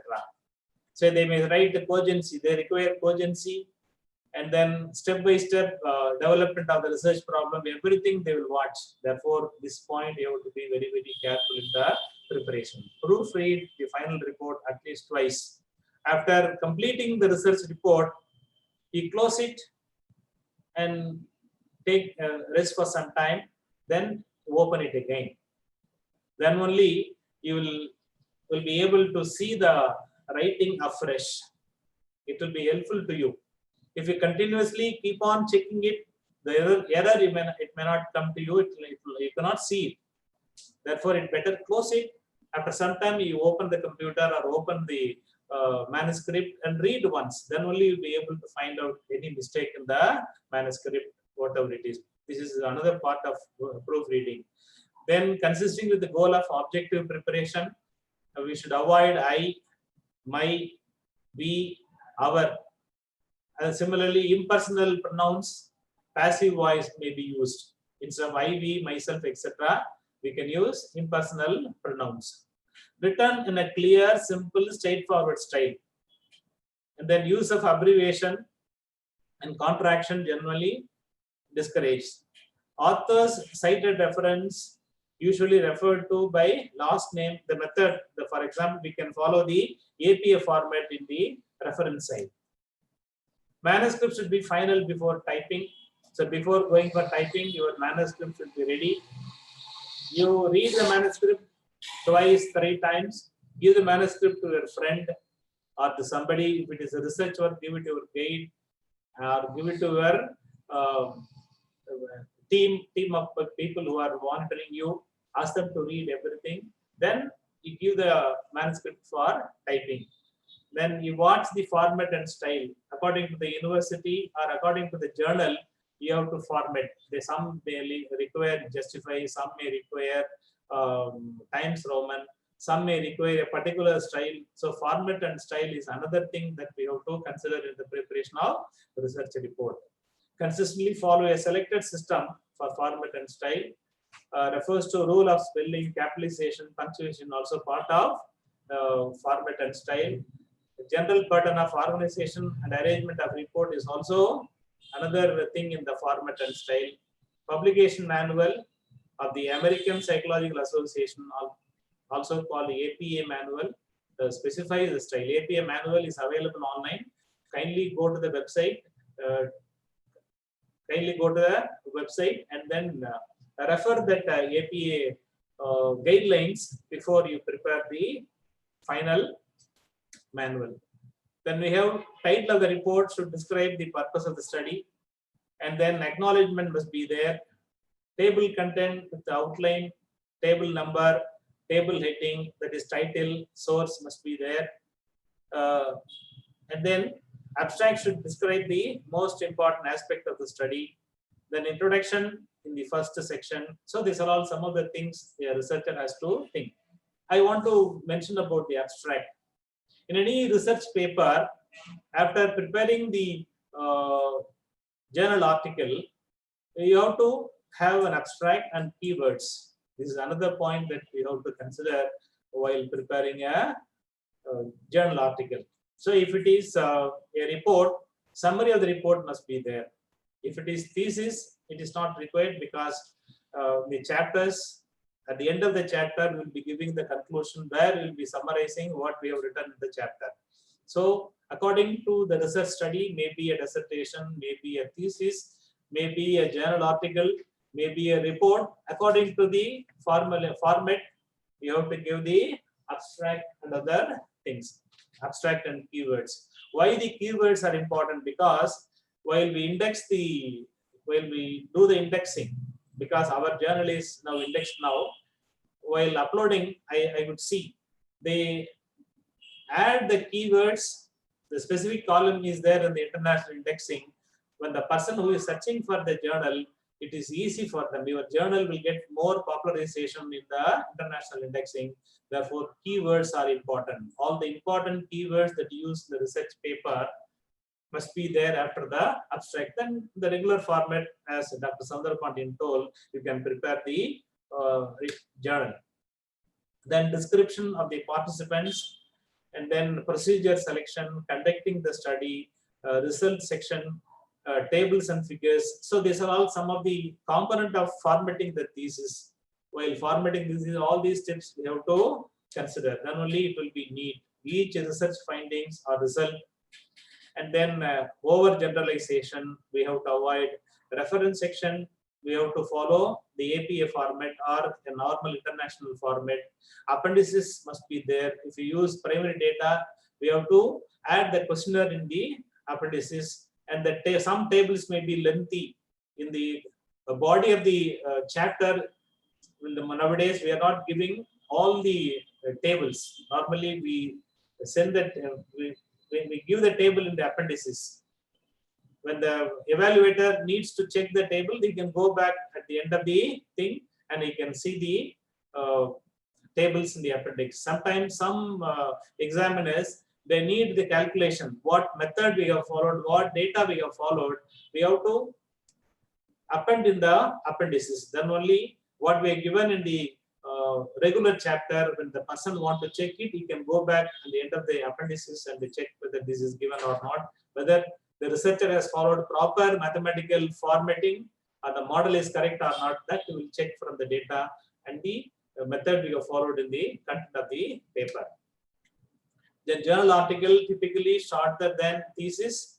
Dissertation, how much shorter depends on factors such as scope of the study and the kinds of research. Therefore, whether the thesis or dissertation or a journal, it all depends upon the scope of the study. And then we have to choose appropriate journals, already discussed in the previous session. Standards for good scientific writing apply for journal you may select. And then craft a narrative and guides your audience to understand your goal, because the audience are the core for any research report. The audience, we should know that they know everything. They are aware of everything. Little bit we may be ahead of somebody. Therefore, we should not think that the audience are not aware of all these things. We should see that it is known to them. Accordingly, whatever you present, be careful in the presentation. The final step is to write cover letter to send with your manuscript. Don't forget to write the cover letter, briefly explaining why contribution is a good fit in the research journal, that we have to write before sending the research report. What are the problems we have to avoid in the preparation of all these things? Irrelevant detail we have to avoid. Methodology should be thorough. Don't provide any background information that does not directly help the reader. What is not required, kindly remove it. Unnecessary explanation of basic procedure we have to avoid. You should be aware that the reader knows the method. Reader possesses basic knowledge or understanding about the research theme. Focus should be how you applied a method, not on mechanics of doing the method. So this is another point that we have to think while preparing the either choosing the topic or doing the procedures so far we have analyzed. If we select unconventional approach to doing the method, explain why this approach was chosen. If it is unconventional, we have to explain why this is being chosen. If it is a conventional one, instead of explaining why we have chosen, we can go to the next step in presenting the report. So problem of blindness, encounter problems when collecting or generating data is one problem of blindness. Documenting how you overcome obstacles, it is also another thing, because now we may remember, but after some time we may not remember it. Therefore, better to write the story of how we have collected the data. For example, some research study. For example, my PhD work, I have collected data for about 200 years. So after some years, we may forget from where we have collected and what the struggle we have underwent in selection. So that you can give in the notation. Cogent rationale for decision, you have to give literature review, all these things, part of the problem of blindness. Research is more than source of information. It is not a simple just to produce what you know. We should not think that the research we have to write as it is. So it requires a proper skill to explain it. Then only what you have found and what you have carried out and what you are going to present to the viewer, that the presentation part is important. It is not a source of, it is not only a source of information, it is judging your skill. Therefore, it is more than the source of information. What are the problems we have to avoid? Wrong methodology we have to avoid. Correct statistical method we have to apply. Data organization is required. Name and variable should be properly attributed. So these are all some of the things we have to analyze. Emerging issues in social science and humanities research. Qualitative research, or quantitative research, or combination of both. This is being used worldwide in any social science and humanities research, and what qualitative or quantitative or both, or massive analytics or digitalization, what we are going to use, we have to be very, very thorough in that. It is getting increasing recognition, value attached to research for knowledge, advancement, and robust policy making. So increasing recognition is there in any research, therefore it is a growing area. There is increasing involvement, research management, no longer just research production. So involvement is required. It's not the production, involvement and bringing out the proper result is important. Mixed method research, getting common qualitative plus quantitative primary data and the secondary data. Therefore, mixed method is another important area where it is being used worldwide in the social science and humanities research. And the phenomena of big data, so again computer application, etc. That is also another growing area in the social science and humanities research. The policy research, policy relevant research as opposed to abstract research, academic versus practice based approach. So these are all some of the areas where the social science researchers can contemplate. Then case studies they can take and undergo and do in the social sciences. Increased interdisciplinary approach is also nowadays accepted and encouraged by the organization. And the research professionalization, which includes data collection and compilation, not just data analysis alone.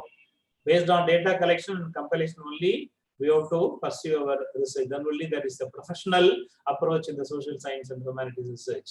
Increased emphasis on quality of reports. So the quality is important. When technology change, research study or research report. Now, in the data analysis, research procedure, and then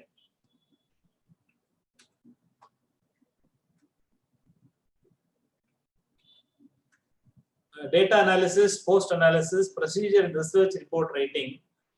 This is the major component of any modern research.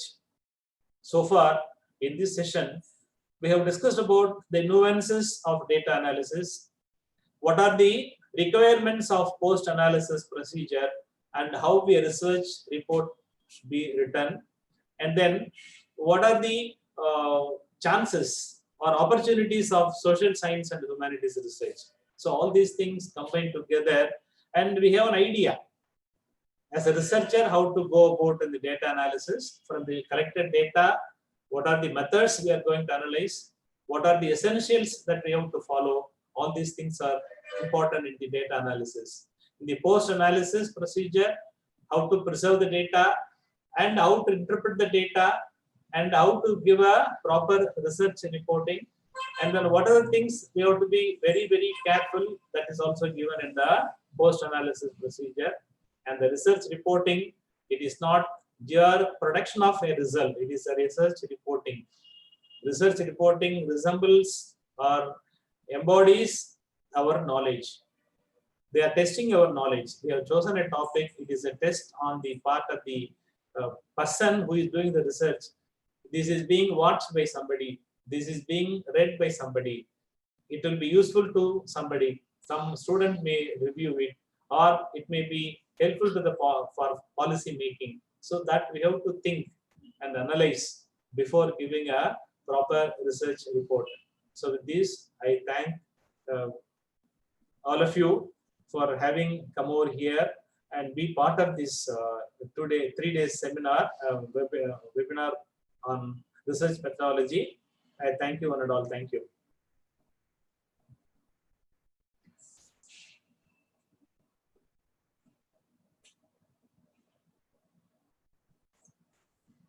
Thank you for the thought-provoking presentation, sir. I guess the audience would have got the deep insights on data analysis, post-analysis, and the procedure with respect to research report writing. Now we move on to the question answer session. Professor Srijani has asked a question like, nowadays, how can we know which I'm not sure about the duplicate Scopus journal, because once you give your article uh, to a Scopus indexed journal, and the journal will be uploaded in the website.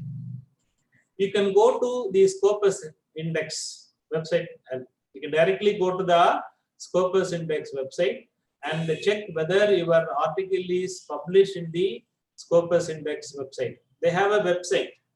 You can go to the website. For example, we have our own Journal of Development Economics and Management Research Studies. It is also indexed. So where it is indexed, you can straight away go to the website and find out whether the article is published in the original Scopus index website or not. If it is not done there, then accordingly we articles in the dubious things. There's one more question from the same person. The person would like to get a clarity with respect to the sample size determination with the secondary data analysis pertaining to cross-section study. Normally, we don't follow the sampling technique in the secondary data. Only for primary data, we are using the sampling technique. And for the secondary data, what is required is we have to check the authenticity.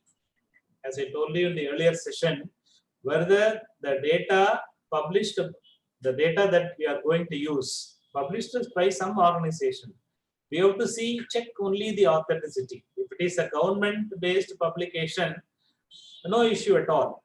If it is a private-based also, no issues. But it should be proper and authentic publisher. This is for the validity of the secondary data. Normally, a sampling technique is not used here, but we may use statistical mathematical models for the secondary data, whereas sampling will come only for the primary data. Thank you, sir. In line with the same context, there is one question asked by Professor Sendirmati. What is the maximum and minimum size of data that should be collected for the thesis work? And to add on to it, we have Ranjan Aram, who has asked the question, will a sample of 500 be sufficient for PhD thesis? It's a good question. And for the primary data, the sample size depends upon the chosen topic, research issue, and then methodology you have followed. According to your methodology, and then according to the objectives you have framed, and based on the hypothesis you have culled out. So objective, your research problem, objectives, hypothesis, then we have the sampling size. The sampling size, if it is a census method, it is always better. If you are not following census method, if you follow sampling technique, the proper sampling techniques are available in all the statistics books. You kindly read the statistics book and then adopt the proper sampling technique, because without randomization, especially in the sampling method, we cannot apply any of the statistical techniques. So the validity of statistical techniques will be there only if you follow proper sampling method. I cannot say 20% or 30% or 50%. According to the population, size of the population, the number of observations we mean, if it is in lakhs, you cannot contact all the 1 lakh people. For example, if you choose a topic like COVID-19, we cannot have a census method. We can have only the sampling method. In the sampling method, we can collect the data from the government records of the victims of COVID. So the victims of COVID, say in Tamil Nadu or entire India, the number may be in lakhs. If we take the world, again it is in lakhs. Then we can choose one state and then one district. And then in one district, some area we can choose. Like that, we can narrow down the number based on the choice of your topic, what topic you are going to choose. Accordingly, you can choose the area. In that area, so if it is about 200, you can have 20%. Minimum 10% is required. If it is more, sometimes some researchers they use 5%, but normally I don't agree for 5%. If it is more than 10%, and sky is the limit according to the population, you can decide the sampling size. And then, and for secondary data, as I told you, again, when we apply the statistical techniques, as I told you, already I have mentioned about it. Don't think about sample size because it's only a published record. And what model we are going to use, that matters.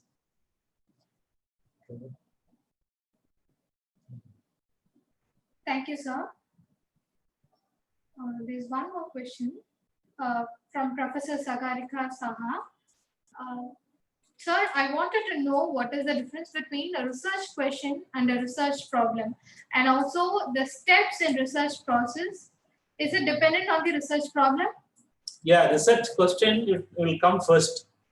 First, we have to start with the research question. Then we have the research problem, because research question will give the base. We are going, say for example, suddenly we may think, okay, we'll analyze about this particular question. So who are all the people affected by a particular event, or are working on some MSME, or increase in the sales turnover of a particular industry. You may choose any topic. Why it has increased? This is the question. Then we have the research problem, how to pursue on the research problem.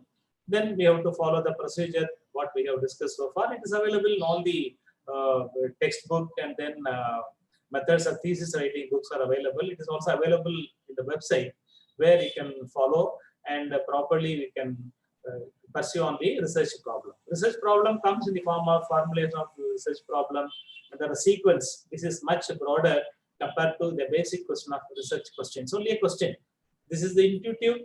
It may be what is happening in the society or whatever it is. So that will give the base for your insight to go about with the research problem. So research question comes first.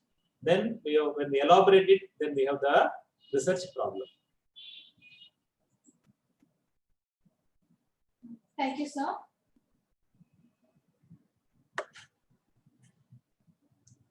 Okay. Professor Soundra Pandian.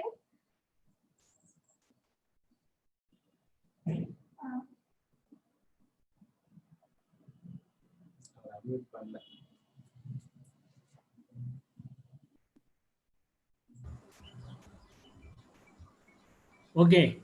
Sir, we have a few questions that was Yes. raised to the session 1. Can we take it now, sir? Yes. Dr. Malikavelu from Muthurangan Government Arts College has raised a question that Yes. many researchers have taken problems on self-help groups. The question is, how can a new researcher find out a new research problem in the same study area? Okay. I have earlierly mentioned about the review of literature.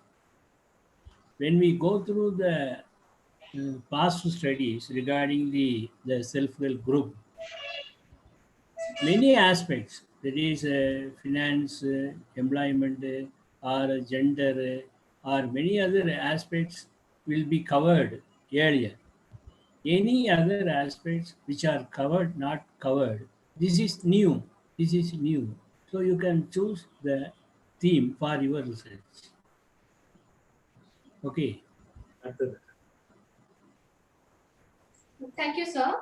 There's one Yes. more question from the same person. Who are eligible to apply for major and minor projects? We have two important funding agencies, UGC, ICSSR. For the past 5 years, UGC has no provision for the research projects. But ICSR is providing funding for the minor as well as major projects.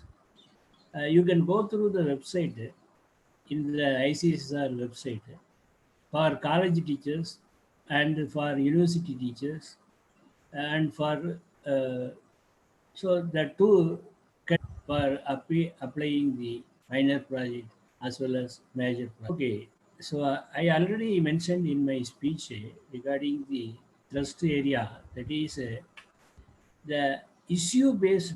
That is the recent theme, recent issues. Nowadays, the migrant laborers, informal sectors, and the COVID, impact of the COVID.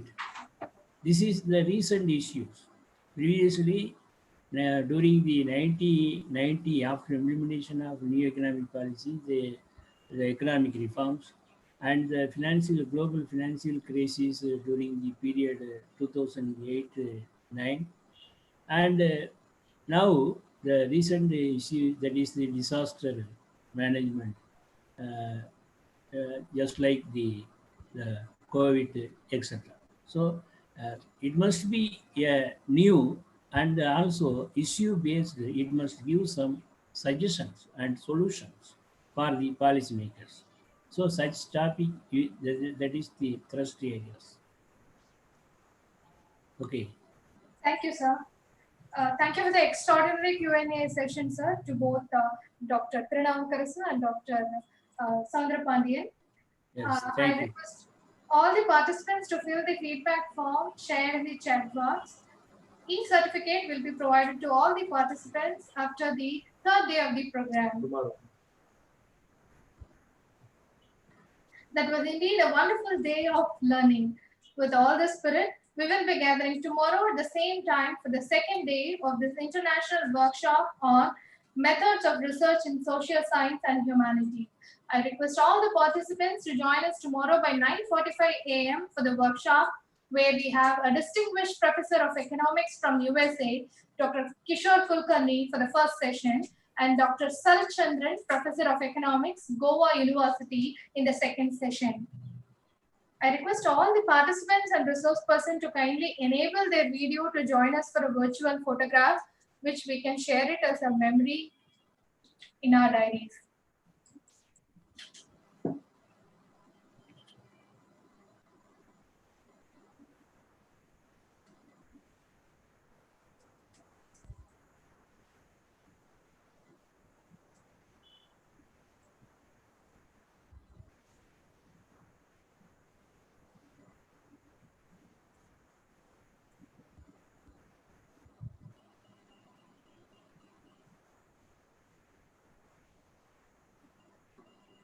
Thank you all. Meet you all tomorrow by 9:45 a.m. Until then, stay home and stay safe. Thank you once again. Thank you, all of you. Thank you. Thank you very much. Thank you.